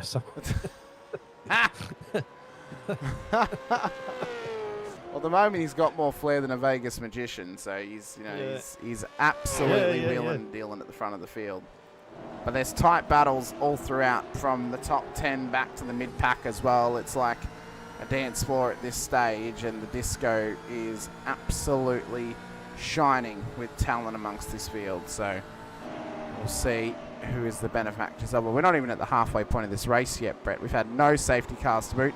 Although we've probably only had one safety car worthy incident, but it just happened to happen at pit entry. So at pit entry, we didn't need a tow back to pit lane if it had happened across the top, we probably would have seen the Racecraft Simulations safety car for the first time this season. But it is Not heating so up. far. No safety cars yet. The boys are having a bit of an easy couple of weeks so far. Lucas Burt has probably had the easiest start to the season out of anyone. Yeah. And poor old Split 3 race controller probably had the hardest start to the season thus far based on what we saw at Bathurst earlier tonight off that Split 3 broadcast. But it has been a great start to the season. And at the moment... Skull's looking racy here coming over the top. He is looking so racy. And I mean, at this stage of the season, Brett, we can't even give a clear indication of who we think is our favourite at the moment. Because we had Grumley who won last week. He's not here this week. Yep. O'Brien technically won on the road, but post-race, Grumley won. Alan is looking strong tonight, but again, that could just be Bathurst. At this stage, the two drivers that have been the most consistent outside of Brenton O'Brien has been Alex Kiddis and this man right here, Matt Skulls. Yeah. Both of them have been up and around the challenge at the front of the field the first two races thus far. And yes, we're only halfway through this one. But right now, and if I was to pick between the two of them who I think is more likely to take it out, I'd say Skulls, because he has the championship winning acumen. He has that, obviously much more experience in Split 2 than what Alex does. But, I've been proven wrong before. Oh, close the cap there. The Murrays. Closed up right on him. Yeah, I wonder if he's got a decent run out of Murrays. Gary Buckland joining us in the chat tonight, as well as Damon Fisher now is out there as well. Great to have everyone who's been around with us all evening as well. Get to know your Bathurst buddy. Corners, Brett. Bloody hopeless. Help Corner, Griffin's Bend, the Cutting. You can remember Reed, things back. Reed Park, Silman Park, the Great, Philamy Park, Skyline, the S's, the Dipper, Forest Elbow, the Chase. And lost all the final credibility corner. now. I didn't have any anyway, but Jesus. It's one of a few tracks I know every corner name of. You know what another one is? Phillip Island. So it's just happened. We've had both of them the first 2 weeks. Oh, look at that. Look at him come over Skyline. Close right up there. Jeez. Oh, he is hot on him. He is hot on him right now, and he is not letting up. He likes that. I think he likes that section of track. He's quick over there. See what he can do here. So we're going to set himself up for a good entry. O'Brien running just a little bit wide there. Has he got an entry and has he got an exit? Look at him go. Skulls has got a fantastic run off of that corner. I think he wants it at the Chase, Brett. He wants this move. Is O'Brien going to cover? He's not gone soon enough. Here comes Matt Skulls down the inside of the Chase into the braking zone. Can he get the job done? Round the outside of Brenton O'Brien. What an incredible move from Matt Skulls as Caperonis goes off the road ahead of them. They're still side by side down towards the final corner. Caperonis could have a part to play in this if he decides to block either one of them. Through the final corner they come, still side by side, and Skulls and O'Brien are still drag racing this thing for position 7 on the road. Turn 1 entry now. They're still side by side. Don't remain there up the hill. No, they don't. Skulls has to back out, but watch out for Craig Friend, who's hungry to pick up the pieces. Like a vacuum sucking up a bit of dust. He wants to take this move. If either of them make a mistake, Friend looking at it, not quite committed. Smart move though to back out. If you're not committed at turn 2, don't go for it, because you're both going to end up in the wall. What a sensational bit of driving there from both of them. They gave each other plenty of room, but that was some fantastic driving there from both drivers there. Coming up over the top again. Let's see if we can line it up again as they come over the top of the mountain. Close enough. It's only 0.3 off the back of O'Brien at this point, so he's still in the clutches. Closing slightly. Second, right there. This is where he's good over the top, over Skyline.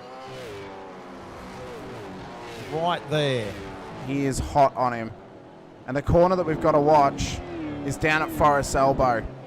What sort of run can Matt Scholes get on Brenton O'Brien as he attempts to make this move? We ride back on board with him. He's not as close as he was last lap, but he's still tucked right up behind the rear wing. Little slide on exit. He hasn't got the run this lap. He'll have to set up again in the next time round. Wow. These boys are going at it. That was fantastic. Even to this point, he's still slightly closing the gap now, but I don't think he's going to do it into the elbow. As they run through the chase. Oh, big hop off the curb. Under brakes. Nearly ends up right in the back of the Logitech G car of ERT for Brenton O'Brien. But Matt Scholes, he is on it at the moment, Brett, and he is putting massive pressure. And it's all for position 7. You'd think they're racing for the lead. Well, and one thing, Buddy O'Brien got it nice and sideways. That's going to let Scholes back in again. But just as he launched over the curb there too, I saw no panic on that wheel whatsoever. So he was completely in that control of that car in that braking zone. So that was awesome. Off the back of Brenton O'Brien's car, looking onto Matt Scholes now as they run up the hill. When can Scholes get this move done?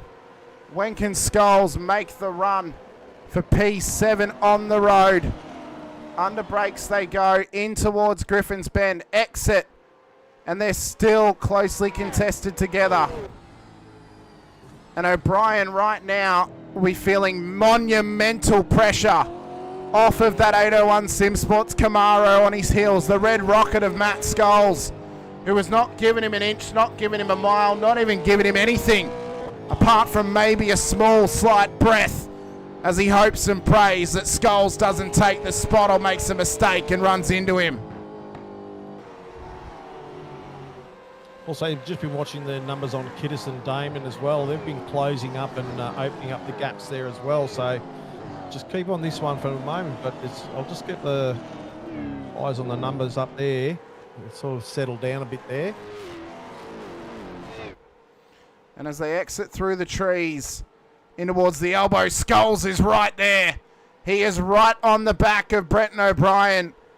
He wants to try and get this move done towards the chase. He doesn't look quite as close, though, as his previous best attempt 2 laps ago. He didn't quite get there. But, I mean, he looks racy, and I think Scholes would know right now he's got an 8-second advantage over O'Brien in pit lane. He doesn't necessarily need to battle Brenton for this position because he will get him in the run through pits. But what a spectacle! But what a spectacle it's giving us, though, because what it's doing is it's dragging Craig Friend into it. It'll drag Mulford into it. It'll drag Blanchard into it. And if Caperonis makes a mistake and gets buried amongst it, we're going to have somewhat of a 6v6 battle for supremacy to get into the top 6 on the road. I tell you what, these guys battling is just giving Jim a nice little breather at the moment. He hasn't got quite a second, but they're not right on the tail of Jim at the moment. So Jim would be sort of relishing the fact that these boys are battling. Good indeed. Matt Monday's come into pit lane after having a minor off-track. Look at that one post-race. See what happened as Jim gets a bit loose off of Griffins. And O'Brien may smell something coming off of that car, but Scholes can smell something off the Logitech G entry as well. He is right there. If he can hang on the back of this rear wing across the top and sit right there at Forest Elbow, we could see him make the move into the chase. Look at him making contact. Bit of a bump. Up and over Sulman Park they go. Oh, my God. Bit of Morse code. I'm here. This is... That's brought Friend back in closer as well. This is as aggressive as we've ever seen Matt Scholes. This here is like watching a rebirth of prime season 18 Matt Scholes on offer for us. He has fine-tuned himself and gotten himself comfortable in this Gen 3 Camaro, and he is looking dangerous this season as a championship prospect. It's brought Tim Mulford into the fight as well, and Blanchard is not that far behind either, so this pack is starting to grow. It's only going to grow and grow and grow as the laps go on. And it's only going to get more intense as the laps go on as well. We're roughly 6 laps away from critical. Lap 30 to 31. Hops over that curb again. Oh, he couldn't quite get there. O'Brien just covers the line. This is why he's one of the toughest customers in the business to get past. He is such a good defender, has such good defensive acumen in the racing mind of Brett O'Brien. And Matt Scholes will be starting to feel some pressure now, because this is now 5 laps that he's been stuck behind the Logitech G car. And he wants to get this job done as soon as possible. Covering. Wants the switch back. O'Brien covers though. Look at the pace. Oh my God. 0.1 of a second, just a little over 0.1 of a second as they come up this mountain straight. Jesus Christ. Hopeless. Sorry, guys. Inside cover. On the outside. He can't. I don't know whether he can do much here, but Yeah, he's on the dirty side of the watch road. those Got to be marbles. careful of Craig Friend in the Packney Simulations entry. He wants to move as well. Scholes has got to be smart about this now.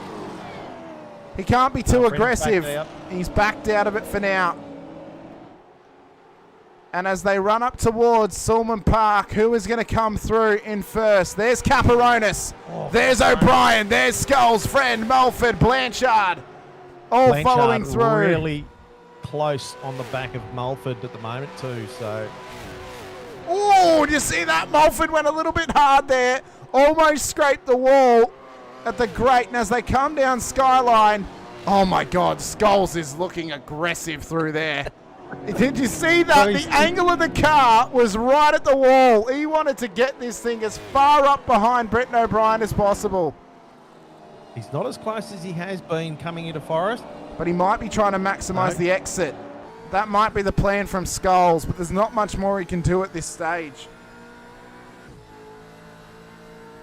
26 laps on 26th lap of 49. This has been an absolutely fantastic battle. There are some other battles up and down the field, you know, so, but there's nothing really that compares to this at the moment. There isn't much. This is one of the closest and biggest battles we've got all Also throughout the having a field. look at the back header sheet. Yeah, Horsell wants to move on him, so we'll look back and just check some of these battles out. So Horsell and Heddersheed, Crosby and Randall. So Randall's finally been released from yourself, Brett, as you've come into pit lane for your second stop of the race. And now this One battle of three. continues on. It's 2 of 3. 2 of 3. And then there's this battle pack back here as well of a couple more cars. Weston, Quain, Brooke, Weston, Viger Quain, and Brooke. Allen. Yep. So it is high level intensity from all these cars. Of course, Ben Brook, he's one of our drivers that we thought this season could make a bit of an improvement. Maybe find himself in the top 20 or the top 15 of the championship. P20 on the road at the moment. I mean, if he averaged P20 every week, Brett, there's no reason why he couldn't be top 15 in the title race. Exactly, yeah. You know, that there is pure consistency as Quain gets loose off of turn 1. And Ben Brook may smell something off of him here. But he's just not quite close enough this time by. Hopefully it's not dirty pants after that sideways action. Hopefully not for his case. Just watched Damon dropped about a second off the back of Kiddis, so they were very, very close. So he's obviously had a little bit of an oopsie somewhere heading up the mountain, because these boys were right on the back of Clifton for quite some time. Kiddis is still there. He is still there, and he's still putting pressure on him. Speaking of Hoffy in still pit. there, as Hoffy comes in, Stoyles is in, and Cullen's in as well. Speaking of right on him, Scholes is right on O'Brien still.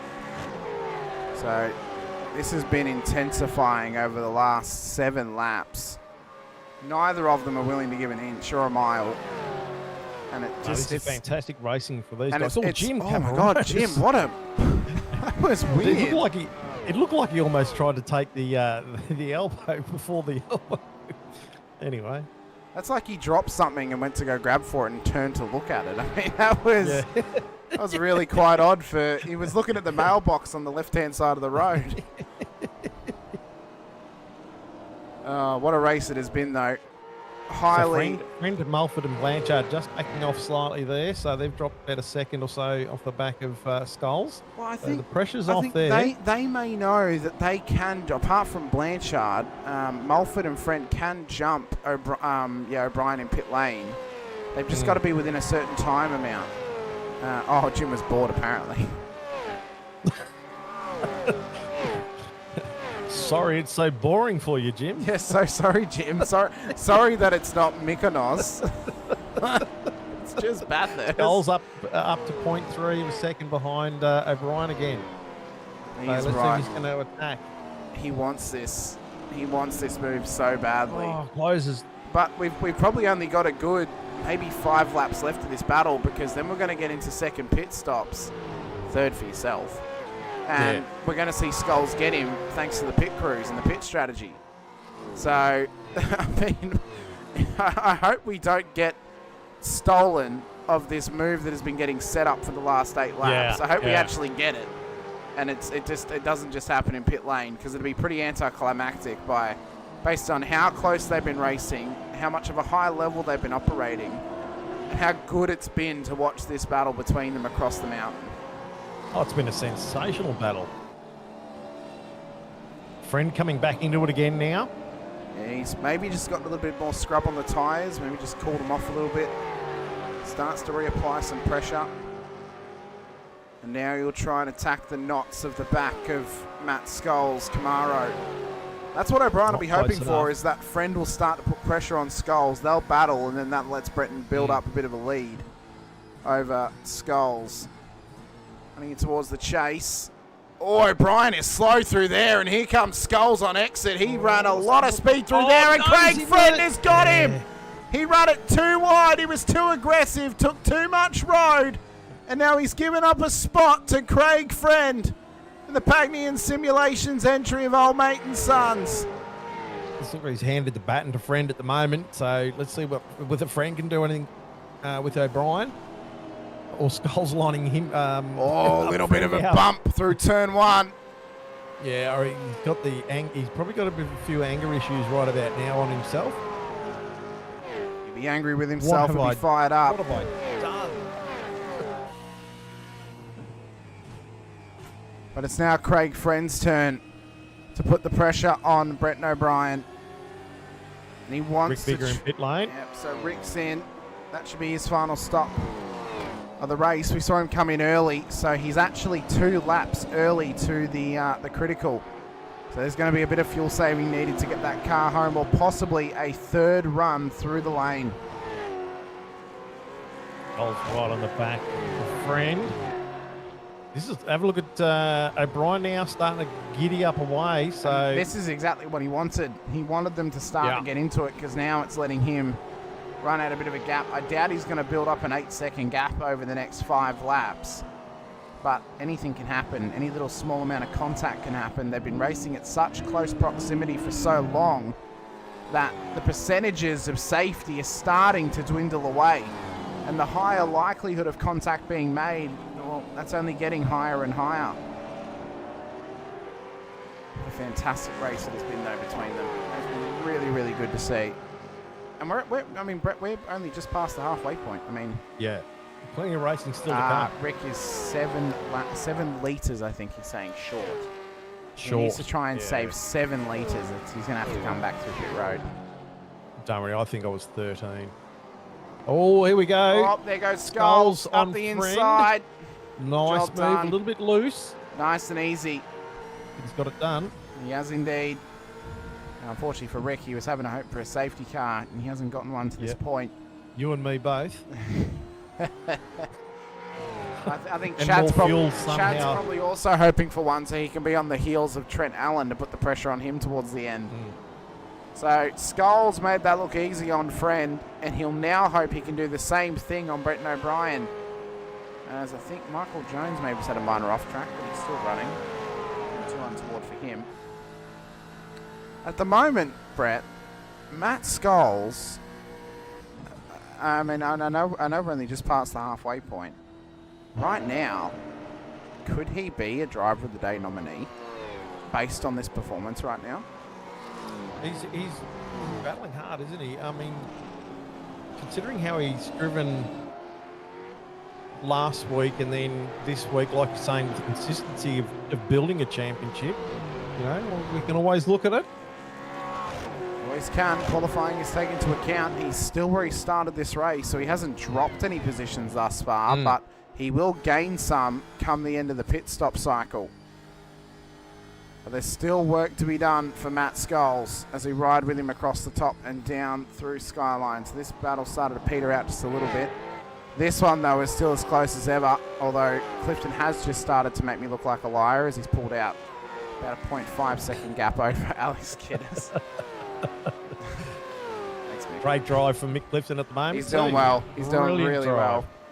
Probably, Two-spot. probably my favourite livery on the track right now. This thing is gorgeous. Absolutely gorgeous.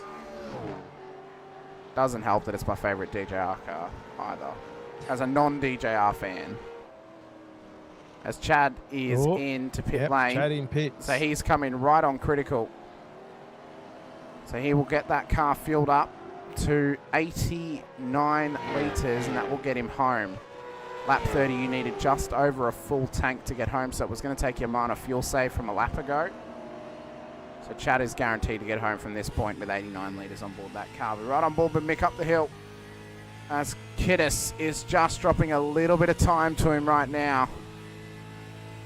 There will be time given up in the pit stop for Viger compared to these guys, because he did take less than 30 seconds worth of fuel. Header sheet is in, as you mentioned, so he's had he's had a fairly decent race tonight. But he's been amongst this mid-pack for the whole time. Scott West and Ben Brook, they still battle away. Michael Quain, ahead of these guys. They've got Ron Allen, Bruce Tannick chasing them down. He's up 14 spots after starting at the back of the field tonight. So the good news for Tannick is, if it makes it another 6 laps, Brett, he will be no longer in the negatives on points. He'll be in the positives coming into this race. Positives, yeah. Well, that's good. If he doesn't make that, though, he'll remain where he is, because he wouldn't have scored. Yeah. He'd be keen to get that sorted. He will indeed. He'll be keen to try and make some moves. I would argue, though, for him, if he wants to challenge the title this season, you need to double the amount of race wins he needs. We mentioned it's normally 2. He needs 4, I would say. But now Skulls is back Skulls has closed up again. Yeah, so it didn't take him long.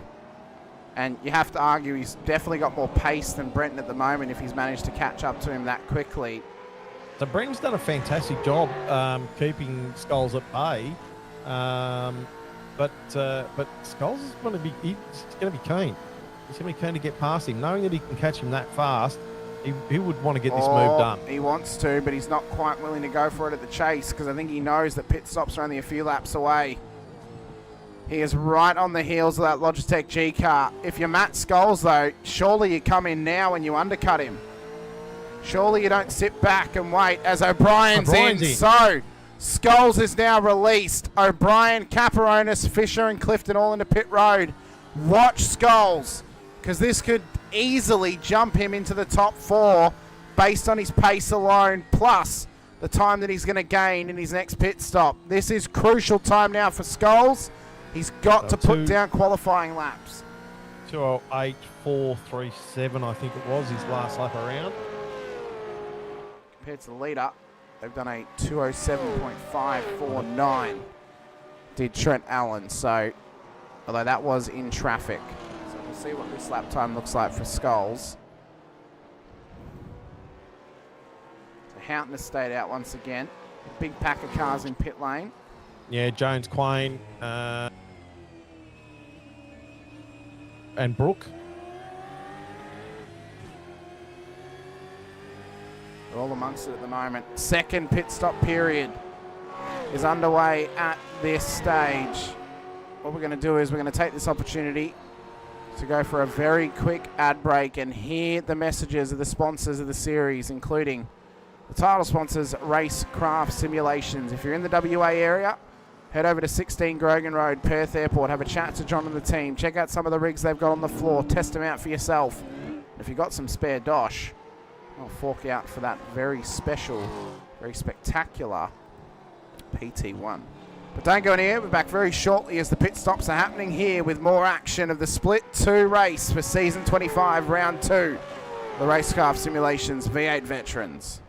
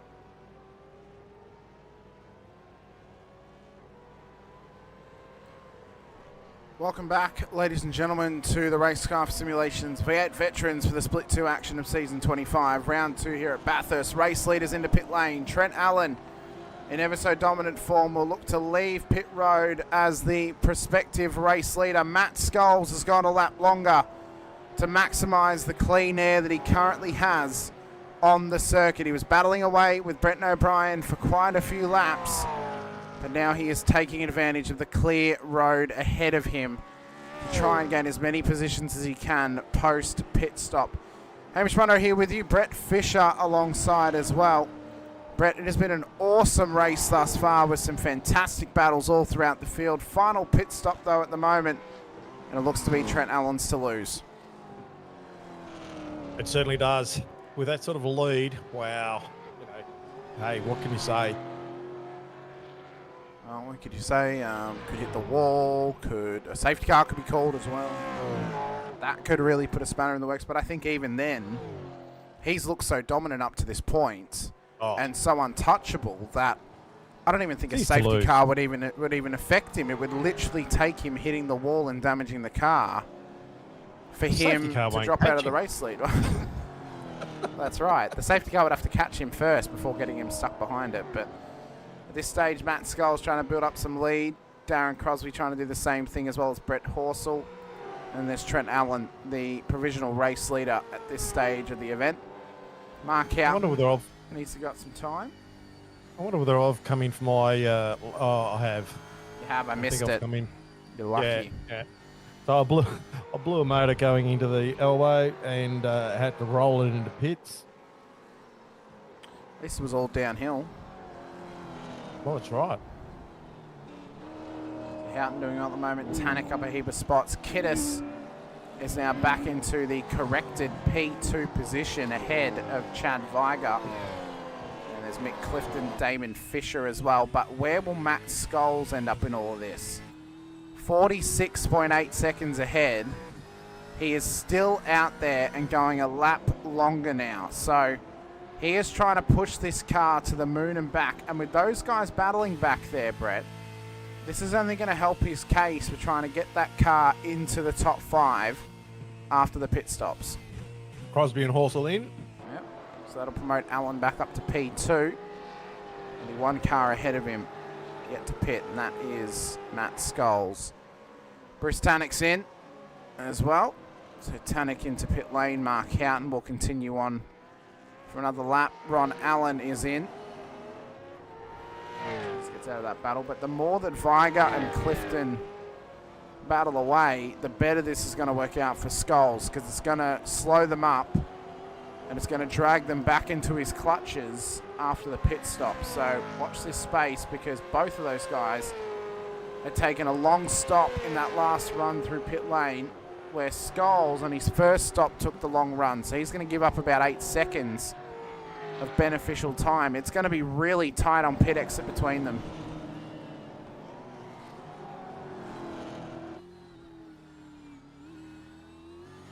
He runs it through the dipper. And Scholes is looking strong. Job going over. Yeah, fantastic job coming over the mountain. Great to watch. Are we back at our Sunday broadcast moment again, Brett, where you're eating during the broadcast? Yeah, sorry, my bad. No, you're good. You're good. What's on the menu this evening? Oh, just a bit of chocolate. Nice. Nice. What kind? Slices sticky toffee. Oh, thanks for offering, Brett. I'll take some. Righto. I'll see you when you get here a bit. How many About hours? 12 and a half hours. I think it'll be gone by then. Here we go. He's coming in pits. He's coming into pits. So we've got to keep an eye.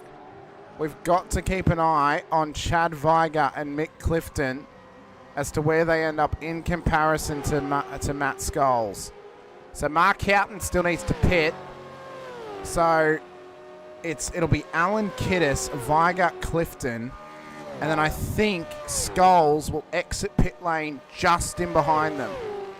I think he'll be in the top 5, but he'll be right on the tail of Clifton after the pit stops. He's just entered the box now.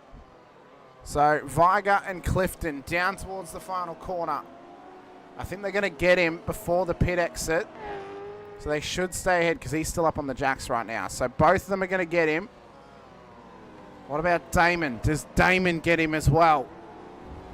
Or is he going to be in the top 5? He's just dropped now. So Fisher's going to get past.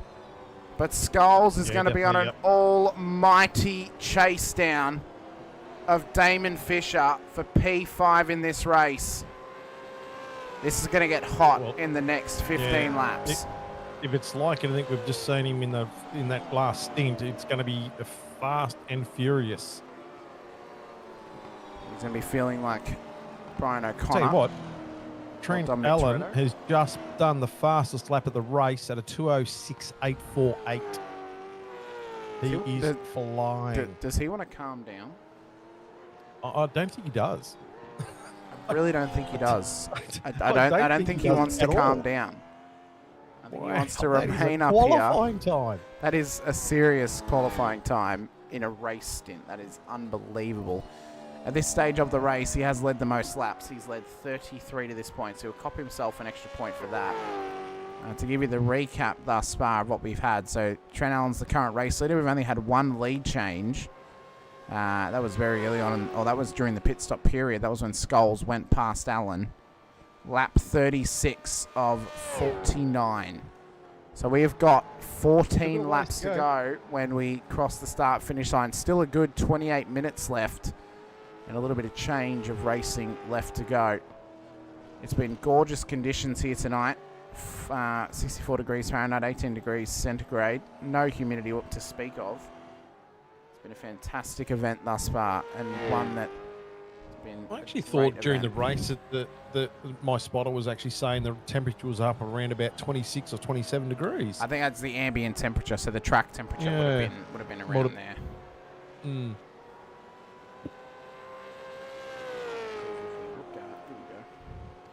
So there's the other temp. So yeah, 29 degrees track 29, temp. yeah. Yep. 18 degrees ambient.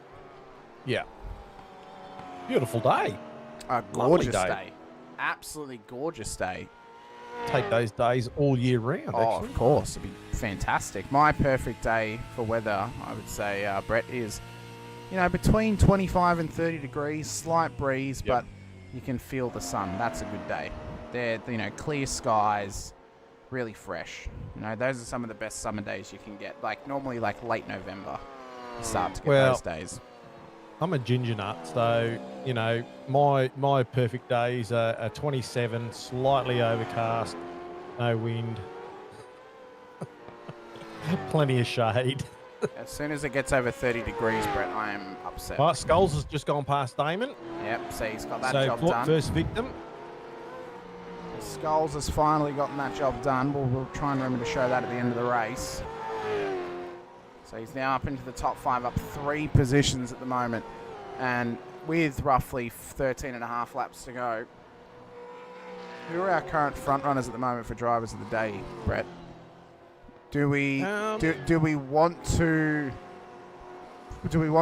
loophole our wild card by nominating Trent Allen, and if he doesn't get the votes, we keep the wild card? Yes, I think we can do that because, that's a sensational effort. 17, 18 seconds that he's got on the pack there so far, and he's qualified in P1 and just driven an absolutely perfect race so far. So, I'm happy to pop him up and use our wild card if he gets a vote. If he gets put through, as Pete Baxter, has just had an incident further back in the field. That's up at turn 2. That car is looking a little bit cooked at the moment. Yeah, reality is a bit hitting hard at the moment for him. Oh my God, Brett, that was like I've been shoved through a wormhole and my reality's been completely changed. It was that ostentatious. Oh, look at this, Brett. Position made for you. Hey, only 2 lost now. Go, Brett. Yeah. There's still time for me yet. So I think that we're not going to use the wild card to give it to Trent. We'll save that. And if he doesn't win driver of the day, we'll keep our wild card because he hasn't technically won. Because we only have 2 across the season to pull the trigger on. I think we have to put Matty forward. this race from Oh, Matt has definitely, yeah, been Matty. sensational. Yeah, it's been sensational. Absolutely Like the pressure he's sensational. applied, he's been absolutely fantastic. It has been phenomenal. I think we can make an argument for Jim in his first race back. He's only 3 spots down and he's in the top 10. Yeah, I think he's done well. And then I think maybe we even look at maybe a Simon Heddersheet or hell, maybe even Bretton O'Brien for holding Scholes off for so long, because Scholes is on a rampage and Bretton held him off for nearly 10 laps. Yeah. No, I like putting up Brenton for the purely the battle that he had with Scholes was absolutely sensational to watch, and for him to be under that much pressure and not crack, I think that's worthy of drive of the day. All right, I'll keep those in mind then. 4 minutes to put them forward. At this stage though, we're lap 38 of 49. And O'Brien is being put under pressure here from Chris Blanchard for the final top 10 position on the road.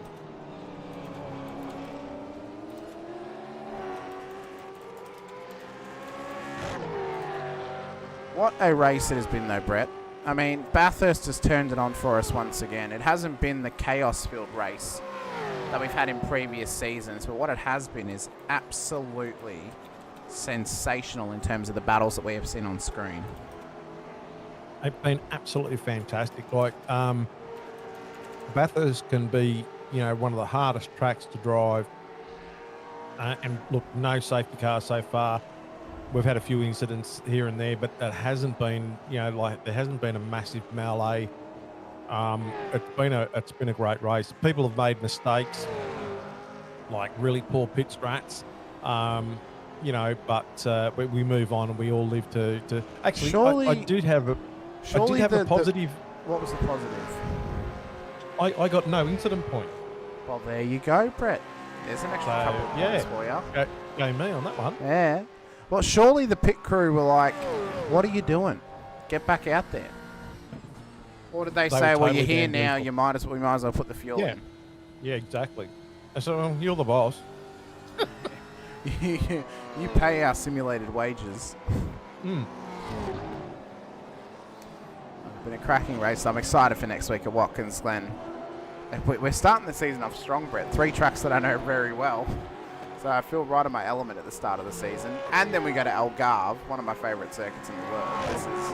It's turning out absolute gangbusters. I am excited for the rest of this season. Watkins Glen next week. That's going to be spectacular. Portimao, Belle Isle, Sandown, Thruxton. And just how interesting is that with Trent leading this race as he is,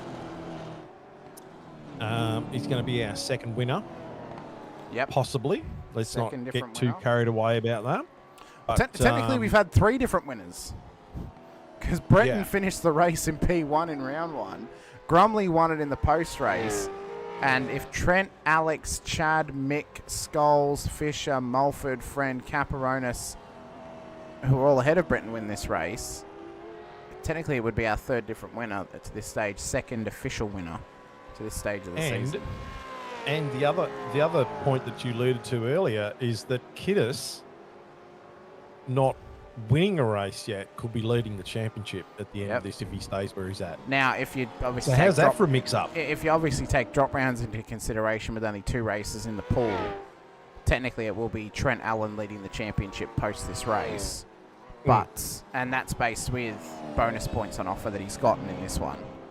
Yep. But drop rounds aren't included until drop rounds aren't counted until I think it's round 4 or 5. That's when the first drop round is included. So the pool is not quite big enough to count out anyone just yet, or to count where someone is, because there's still plenty of racing to come across the next few weeks. The X Factor race of the season there's going to be 2 of them. It's going to be Sandown, and then it's going to be Thruxton in the sprint round as well. Just on Bretton O'Brien for a second. Sorry, he is battling away. Just made a pass on Blanchard. Yep, so they are battling away. Blanchard had him, it seemed there, Brett, but O'Brien's gotten back past, and I'd have to say, Peter Baxter, the lap traffic may have had a part to play in that. Not necessarily deliberately getting in the way of anyone, but I think just trying to filter the traffic may have had a part in changing up the positions there.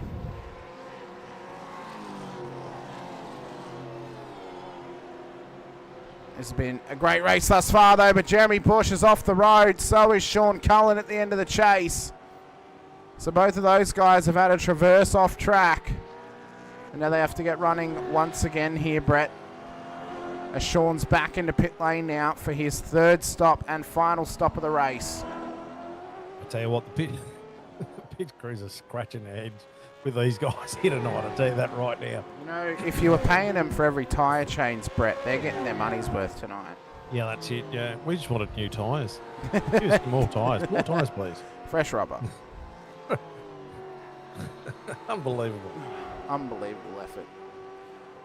Brett Taylor, at the moment, we haven't really shown him too much tonight, though. On the heels of Rick Viger, who still needs another stop in this race. But Brett wants a move. He's feeling the aura of Peter Brock as he came up to Brock's Skyline in the Tirana Marlborough livery off the A9X. But he's starting to apply some pressure. It almost sounds like a combination of a cigarette and beer. No, it's a New Zealand. It's a New Zealand smoker. I know it's a but brew. Yeah. You hear what I'm saying? I'm hearing what you're saying. I am. You're not vibing with it though. It's so instead of an IPA, is it an ITA? Indian Tobacco Ale. I mean, yeah, could be. They've infused the barrel with tobacco. I mean, it's canned on the thighs of Colombians. Oh my god. Grown in the fields of the West Indies. They didn't use hops, they used tobacco plant. Oh, it is off the rails. Matt Monday's down to pit road as well on board that fishy cart. Feeling like a fish out of water at the moment. He's down 5 positions and trying to reel something in for this race. Unbelievable. I tell you what, though, I wasn't the only 3-stopper. No, there were a couple. Michael Jones, Matty Stoyles, Pete Baxter. Now, there might have been a couple of them due to damage, Brett. But strategic-wise, I think there were a couple who went for 3-stoppers. Unfortunately, unless you've got the pace to match a 3-stop, or there was an early safety car and you decided to come in from the back of the field, like, for my money, one of the best strategies there could have been was if there was a safety car lap 1, you come in, you take fuel, you don't count it as a CPS. But all of a sudden, you offset your strategy completely to everyone else, and actually, you'd probably gain a good 10 to 15 positions if you kept the car clean throughout the whole race. Yeah, because your time in pits when you're doing your compulsory is going to be so much shorter than everybody else. So exactly, and you could go one even further, take a significantly shorter stop on your first stop, after that, get track position, and then take your regular stop afterwards and remain in the position you're in. I mean, you know, it's be a really good balancing act in that way. Friend right up on the back of Mull here. He is hot on him. Yeah, he looks like he wants this. You know, yeah, Craig, maybe I need to get a pit, you know what they call them? Pit crew. A pit crew. A manager spotter. Or spotter or someone, someone well, other than myself. I know a certain spotter who spots for his team, Brett, so, you know.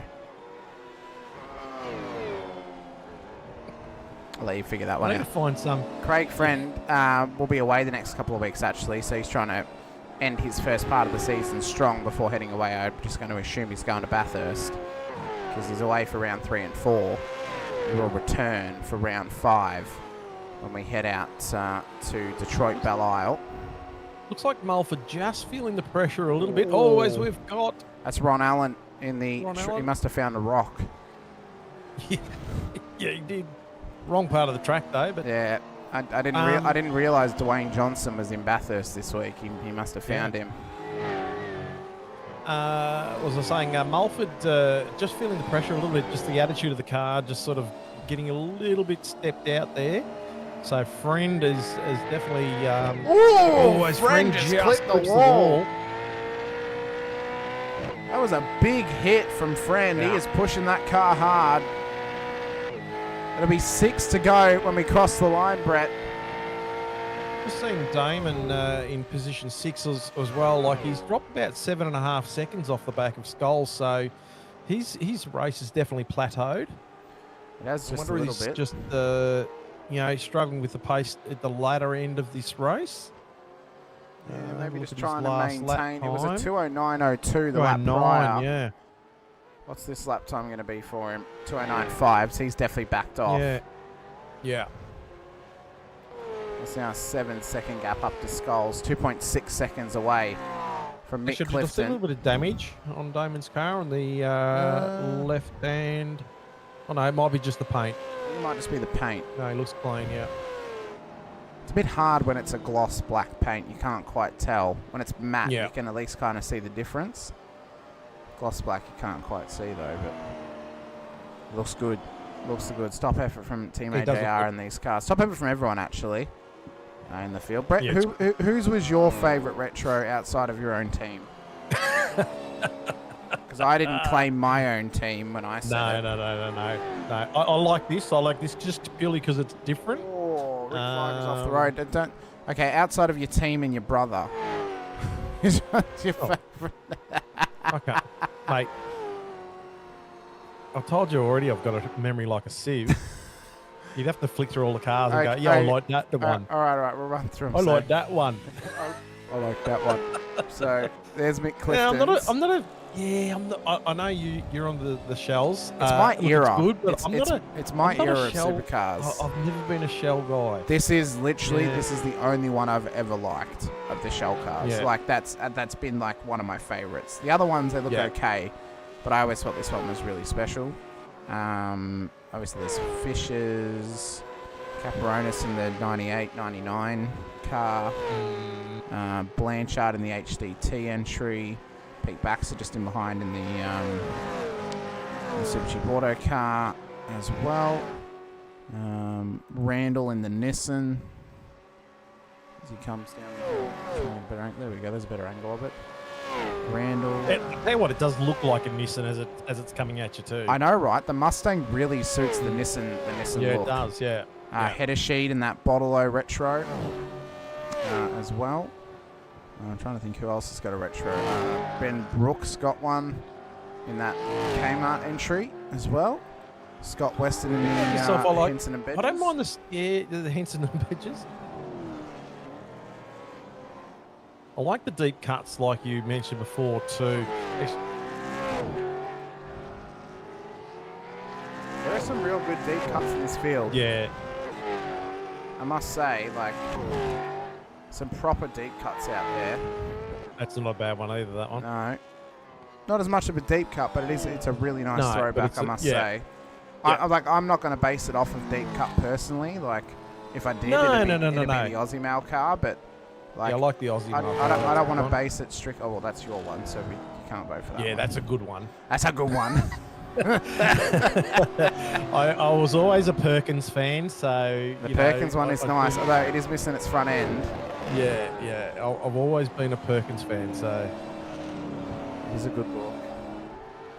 Actually, I tell you what, the deeper cut of Perkins cars would be like the 0102, where they had the black and the silver, like the different colours for the top of the cars. That would be the real deep cut. So we've only got a few laps to go, but there's some absolute all-timers out there.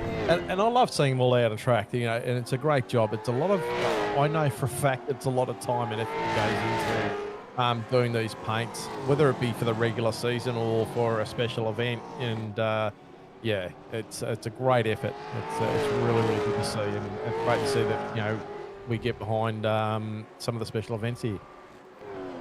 We love doing a bit of retro round. I like to theme mine normally. Definitely, yeah.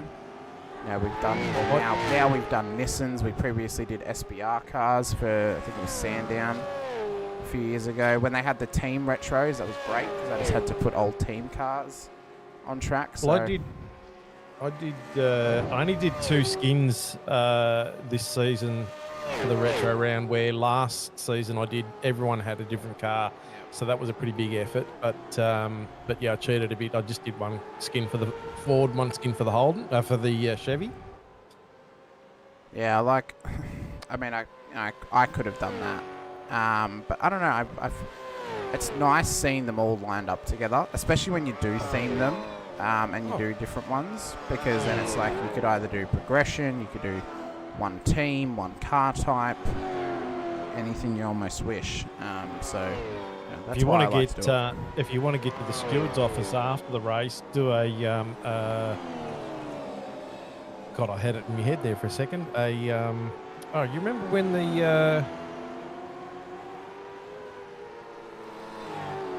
Sierras, Oh yeah, the Shell black Sierra. ones, Yeah. Oh, the Haviline cars. Yeah. Haviline, yeah. Yeah. Was it When Haviline? when DJR Yeah, they complained had- that the other Sierras were faster than their Sierras. Yeah, because they did something with their fuel. So they did something with their fuel, or they changed the boost on the turbo, and it made Oh, them yeah, faster. yeah. That would have been a deep cut, actually, the Haviline Sierras. Yeah, it would have been good. Because you think of the Sierra, you could've think done- of you either could've- you either think of the Yeah. Peter Jackson car or the Yeah, Shell car. yeah.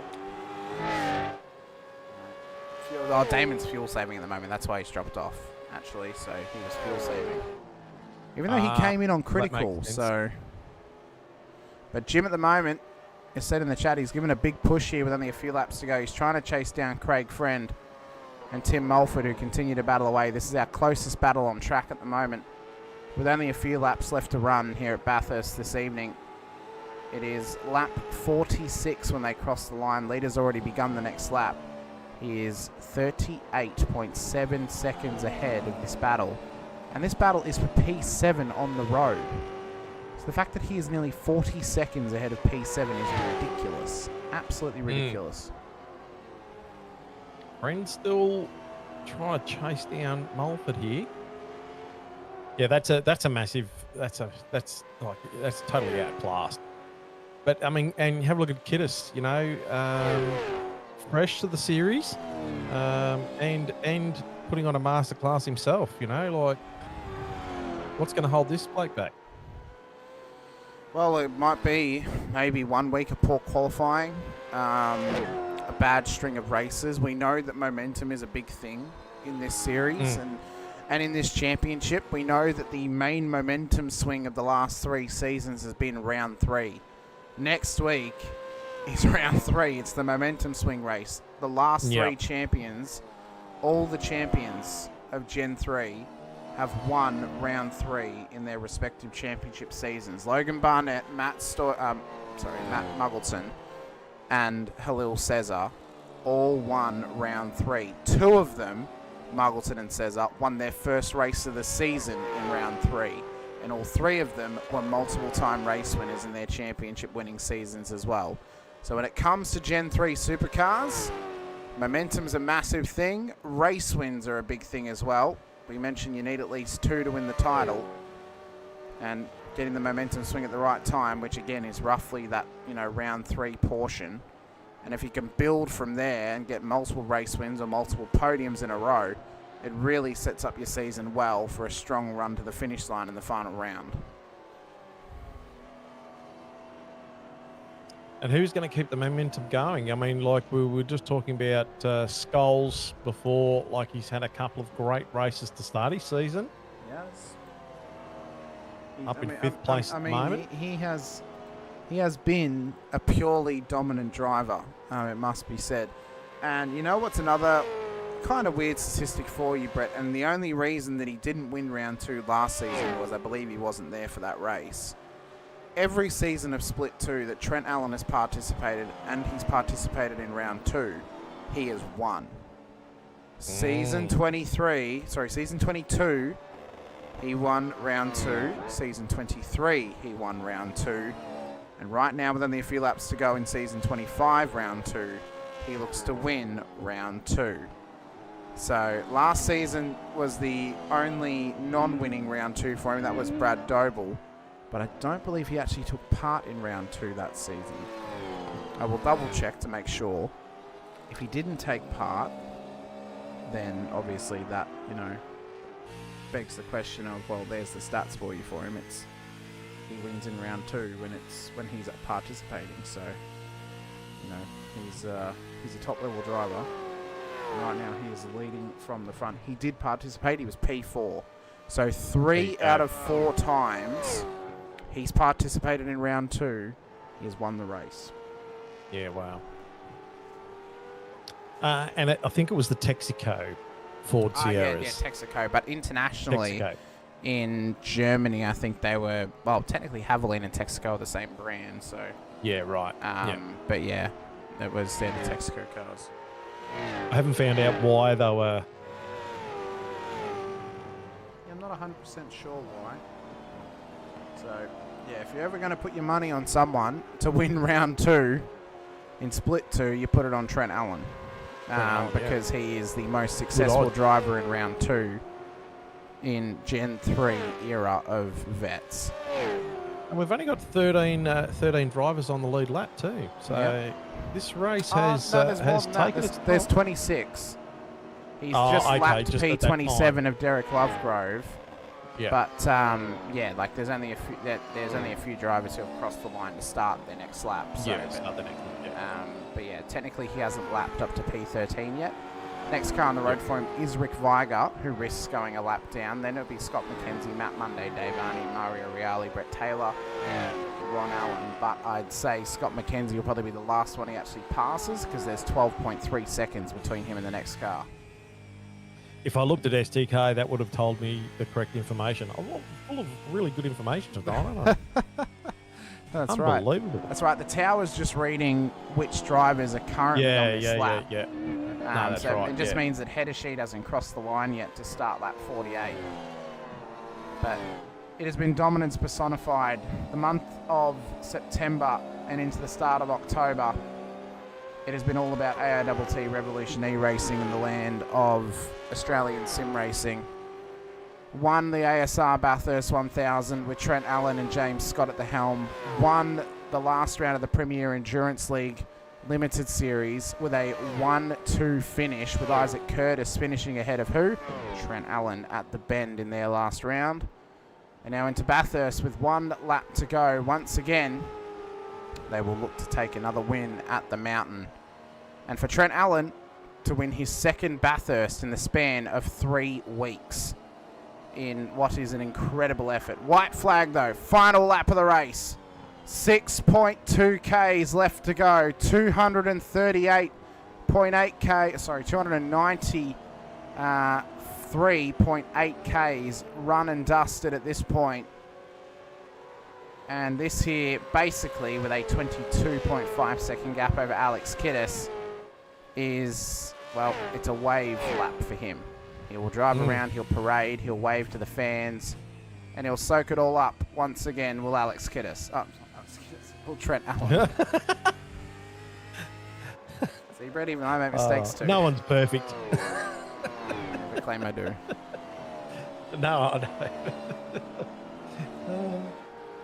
What a stellar drive, though. Like, I mean, look, you know, Trent Allen's done a fantastic job. As you were just saying before, Alex Kiddis has done another sensational job. You know, like, he started in P3 and possibly ending in P2. Chad was in qualified in P2, and he's in P3 at the current stage. So that's a stellar effort for these guys. Mick Clifton is up 1 spot at the moment. Matthew Scholes are up 3 spots from where he started. Damien Fisher down 2 spots. Tim Mulford is currently where he's qualified. So that's a great effort for him as well. Craig Friend up 1 spot. Jim Caperonis now down 3 spots. But even still, that is, considering the hiatus he's been on, that is actually a fantastic effort from Jim. And kudos to Jim and Christopher Blanchard up 3 spots at the moment from where he started. So, you know, this race has had it all, and kudos to all these people that have ended up in the top 10 at this particular point in time. Well, this race has been dominance personified for Trent Allen and AITT Revolution E-Racing. 1 corner to run. Checkered flag flies. Trent Allen owns Bathurst with another race win. And his first of the season here in season 25 of the Vets. That knocks off his first win, knocks the chip off his shoulder and gets him rolling for the rest of the season. Alex Kiddis, though, will come round the final corner. He'll cross the line, and Kiddis will take the... No, he's running out of fuel! Chad Viger, in an all-time run to the line, has just got there in P2. Kiddis has come home P3. He will lead the championship. Mick Clifton in P4. Matt Scholes got ever so close. 0.49 of a second to the top 4. That'll be P5 for him and P2 in the championship now. Damon Fisher, Tim Mulford, Craig Friend, Jim Caparonis, and Chris Blanchard makes up the top 10, just getting home ahead of Brett O'Brien, Darren Crosby, Shane Randall, Simon Heddersheet, and Brett Horsell for the top 15. What a run to the line that was. The driver of the day noms are in the chat. Get your votes in. Trent Allen, Matt Scholes, Jim Caparonis, or Brett O'Brien. 1 vote per person. You can only vote for 1 driver. Get the votes in and we'll check them out after the post-race interviews. But what a run to the line that was. That was incredible. That poor kid is just running out of fuel on the last turn there. Couldn't hold off Chad. And Chad would be pumping the air about that one, I'll tell you that right now. So Trent, Chad, and Alex all finishing exactly where they qualified. So there you go. Well, let's look back through some of the highlights of this race. This was the last big one that we looked at very early on in the piece. It was a little bit before this, actually, so let's just go back. Don't mind me as we go back through this. So off the road was Stephen Clark, and then through came, bang, Scott McKenzie right into the side of him. It was a big moment at that point of the track, and a big moment for Clark as well. I'm just trying to find the next one because not much happened after that before we got to our next moment. Clarkey just got a bit loose coming out, got onto the ripple strip, and the back just steps out sideways, and he shot across to the right-hand wall, and then has just come back across the track, unfortunately not holding those brakes. Well, there was this moment here, Brett, with you, when Randall exited pit lane, and it was a drag race up towards turn 2, but it was what happened after this with Matt Monday that then kind of made it a little bit more weary for them. Camera angle, Hamish, here we go. So we're up towards turn 2, drag race up through there, and then Monday just catches the front of Randall's car, and both of them nearly make contact with the wall. I think Monday did clip the wall. He did somehow. Yeah, Randall's lucky to get out of that one cleanly. Very, very lucky indeed. We have Matt Stoyles have an incident further back in the field as well. This is how he lost that front end on board that Castrol entry. Came round the dipper and down towards Forest Elbow, and I'd argue, oh no, it's completely wrong actually. Got it loose and then into the wall. It wasn't that bad actually. I'm surprised that he's probably just loosened the clips off the front of that. So it wasn't a massive amount of damage, but I'd say that's just going to peel off there at high speed, I'd say. Yep, and there was this one here with Michael Quain locking up, nearly making contact with Mark Houghton. And off the road he went. Jim Caparonis had a minor off track as well.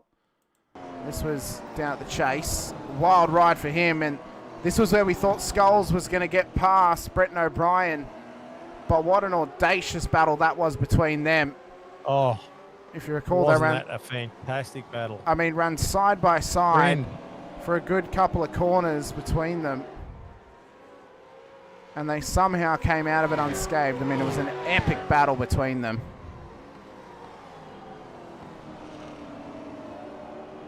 I was sort of a bit worried about them running side by side like they did, but they got it through cleanly. You know, like, you know, some of those things that something just absolutely comes unstuck. And Shane Randall became unstuck down at the Chase. That's what allowed Darren Crosby through on him. We're traversing a bit wide down there. Ben Brook as well.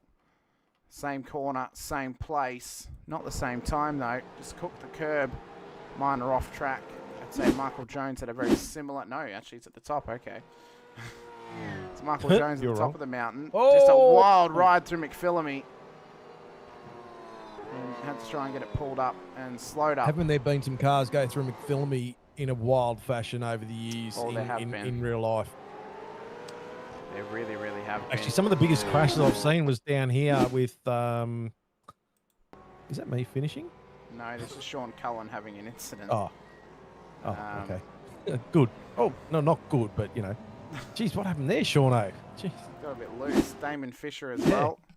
Another one to go off the road down at the chase. Just a little bit too much pace, it seems. Carried across the grass. Kept himself going as well.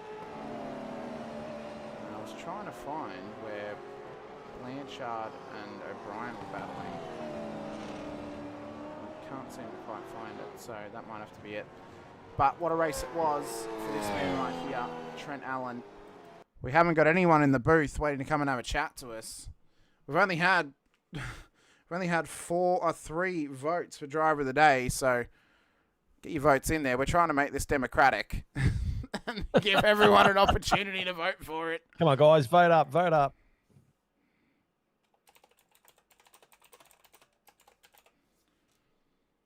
But next week when we head out to Watkins Glen, that's going to be a race to watch. That's going to be one you don't want to miss. If you're watching over in the Infinity Broadcasting channel, hit the like button, the subscribe, the bell icon too. If you're watching on the Vets channel, hit the like button, the subscribe as well. So then you are notified whenever we go racing here with the Split 2, Split 3 and Split 4 action. Split 4 will be going live tomorrow night, 8:30 p.m. Australian Eastern Daylight Savings Time. Right here on the Vets channel. You can catch John Van Ree and the crew in the booth for that one. We're not getting any more votes, so we're going to have to call it there. And that tonight's Driver of the Day, one of our wild cards is now gone, Brett, because tonight's Driver of the Day award is going to go the way of Trent Allen in what was an incredible race. Well deserved. Well deserved. A fantastic effort from Trent. Domination personified in what was a fantastic run home. So Trent Allen wins the Driver of the Day and wins the race as well. Sean put Jim in at the very end. Didn't really make much difference, unfortunately. Jim gets the sympathy vote, it seems. But yeah. Trent Allen, the first of our wild card Driver of the Day award winners this season. We've only got one left now to give up for 8 more rounds to go. We're going to have to be very selective of when we give it to a race winner outside, of course, of wet races. Wet races, the race winner is always eligible to be nominated, especially if it's an outstanding performance. But Trent tonight was one of the best drivers I've ever seen out of anyone in Split 2. That was dominant. That was, previously we've only seen drives like that out of the likes of probably Logan Barnett back in season 22. That there was prime time, ultimate driving. He didn't get much screen time, but that's because of how dominant he was. And is this a predecessor to things to come too? You know, like is he going to, is he just going to attack the rest of this season? If he wins, if he wins at Watkins Glen next week, Brett, lock him in for the championship. Yeah, that's what I would say. Lock him in, because the stats around race 3 winner being the championship winner and the fact that he has just dominated the mountain like that says to me that he looks on absolute fire. He's on our watchful eye already because we mentioned in the pre-season preview that if he got a full season under his belt, he would win this championship, no doubt about it. Right now, he is proving all of us why he can do that. But another driver is wanting to make the claim at that. That is Matt Scholes, who drove an outstanding race tonight. If not for the wild card and the fact that Trent could get nominated, I think Matt would have won Driver of the Day. So big props to Matt. That was a fantastic race from him. But the Trent was just so much better. Oh, the attacking that he did, like lap after lap on O'Brien was absolutely stellar. Like it was, like, how it's like sometimes you see people just take opportunities, because the driver in front just got a little bit loose or something like that. No, that wasn't Matt at this point. He was attacking hard, So Brendan O'Brien did really well to defend him.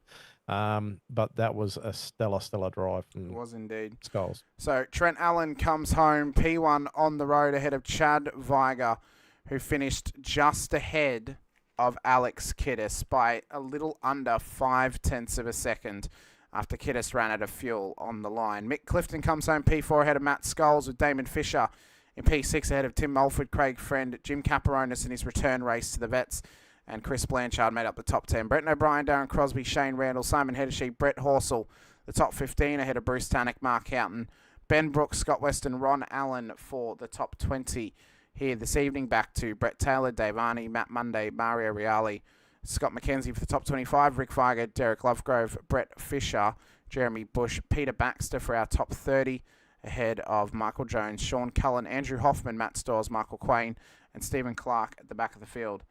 And after all that, Brett, I think you actually gained a position in this race. I did. You gained one I don't know position. how. After your three-stop strategy, you gained one position. Wow. What a strat. What a strat. Unbelievable. Let's try not to do that again, boys. Well, we want to thank everyone for joining us here tonight for round 2 of season 25 of the Racecraft Simulations V8 Veterans action for Split 2. We mentioned already, please hit the like button and subscribe, the bell icon too on the Vets channel so you're notified whenever we go racing with Split 2, Split 3 and Split 4 action. Go and subscribe to SimSpeed as well so you're notified whenever they go racing live on the Thursday night with the Split 1 action. If you're watching over at Infinity Broadcasting, or if you're watching on the Vets channel too, head over to Infinity Broadcasting, hit the like button, and subscribe, the bell icon as well, so you're notified whenever we go racing on the channel. Next up on the docket for you, Monday night, 7:50 p.m. Australian Eastern Daylight Savings Time. We're going racing out at Chicago Street Circuit for the VRS Porsche Cup Series. Myself and Brenton O'Brien in the booth to call the action with that one. A massive thank you to Brett Fisher alongside me once again this evening.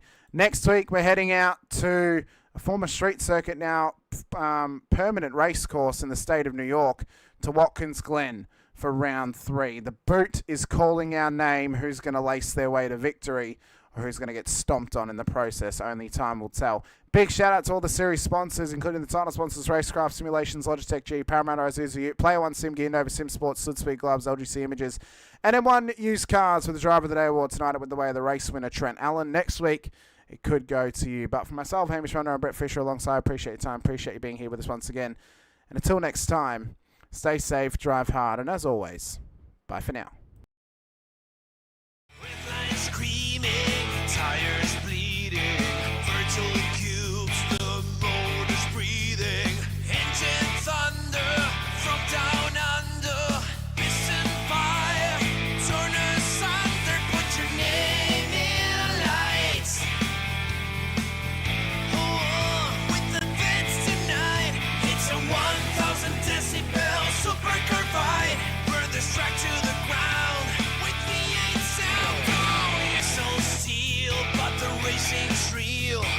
Pedal down, every pass you feel. Step right up and place your bets.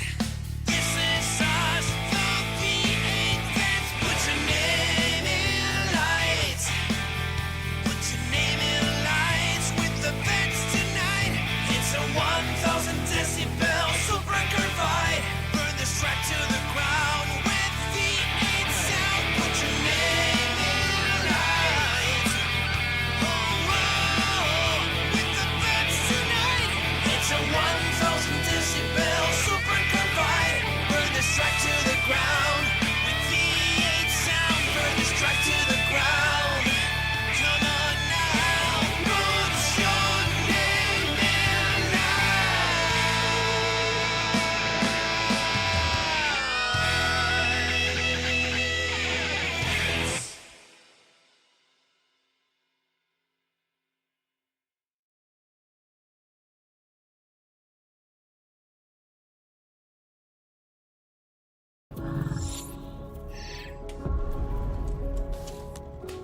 The Racing Series is a new milestone in Logitech G. All the great old wheels, the G29, the G920, the G923, they all have their own unique way of connecting to each other, but there's no room for expansion with those products. So the question arose was, what if we were to give the opportunity for the racer to switch out from a drifting wheel to a GT rim? With the wheel hubs that we've created, that's got a very specific button set, but you can replace any of the steering wheels. And the real lovely aspect to this was we could give the user, driver and the racer the opportunity to experience different genres of race. That allows drivers to craft high quality, customized setups that resonate with your individual racing style. When we start with the design, we always start sketching. Very often, once we've got sketches, we start discussing with engineering. We had 3 rounds of engineering testing or user testing where we invited in users from sim racing, and every single round of feedback we refine, the product based on what they tell us.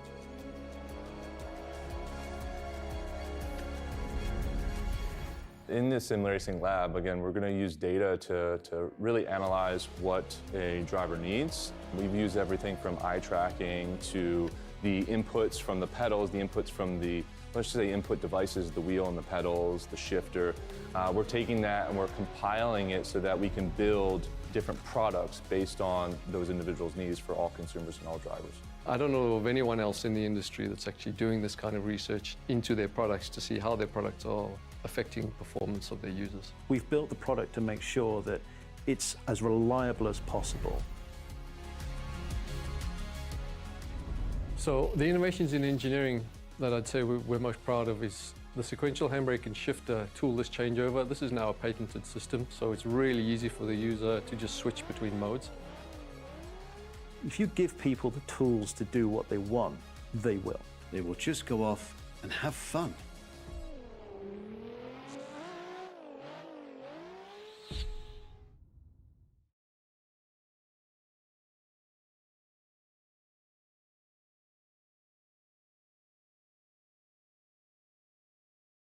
Introducing the Racekraft PT1, custom-built full chassis racing simulator.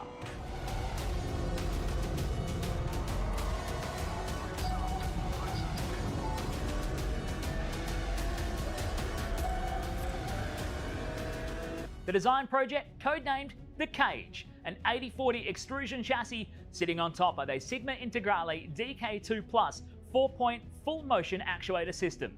No compromises in the cockpit of the PT1 simulator. To maximize the experience, we start with the 49-inch ultra-wide monitor for the greatest field of view in a small footprint of the simulator, down to the SimuCube wheelbase that's tucked up and behind the monitors with SimCore extensions to get things out of the driving area. Everything is connected to a Cube Controls GTX steering wheel with the built-in dash and all the extra button functions available at your fingertips. Driving through the Raceworks S1 pedals, the potentiometer throttle and the 2 hydraulic pedals for brake and clutch ensures you maximize the feel underfoot, and seating yourself into an OMP HTER bucket racing seat with OMP belts connected to a G-belt tensioner to provide that extra feeling and the heightened experience while you're driving. Additional interfaces and accessories in the PT1, we have twin butt kickers, one on either side of the OMP seat, as well as a Jinx sequential shifter, the SimPush Race Logic timer to the left-hand side, a Racekraft built-in WinSim kit with Philips Hue lighting and a built-in soundbar, plus the OMP side net to finish off the experience in the PT1. The Racekraft PT1, build number 1, the ultimate in sim racing experience, combining the best products in the market with the passionate, no-compromise approach that goes beyond racing simulation.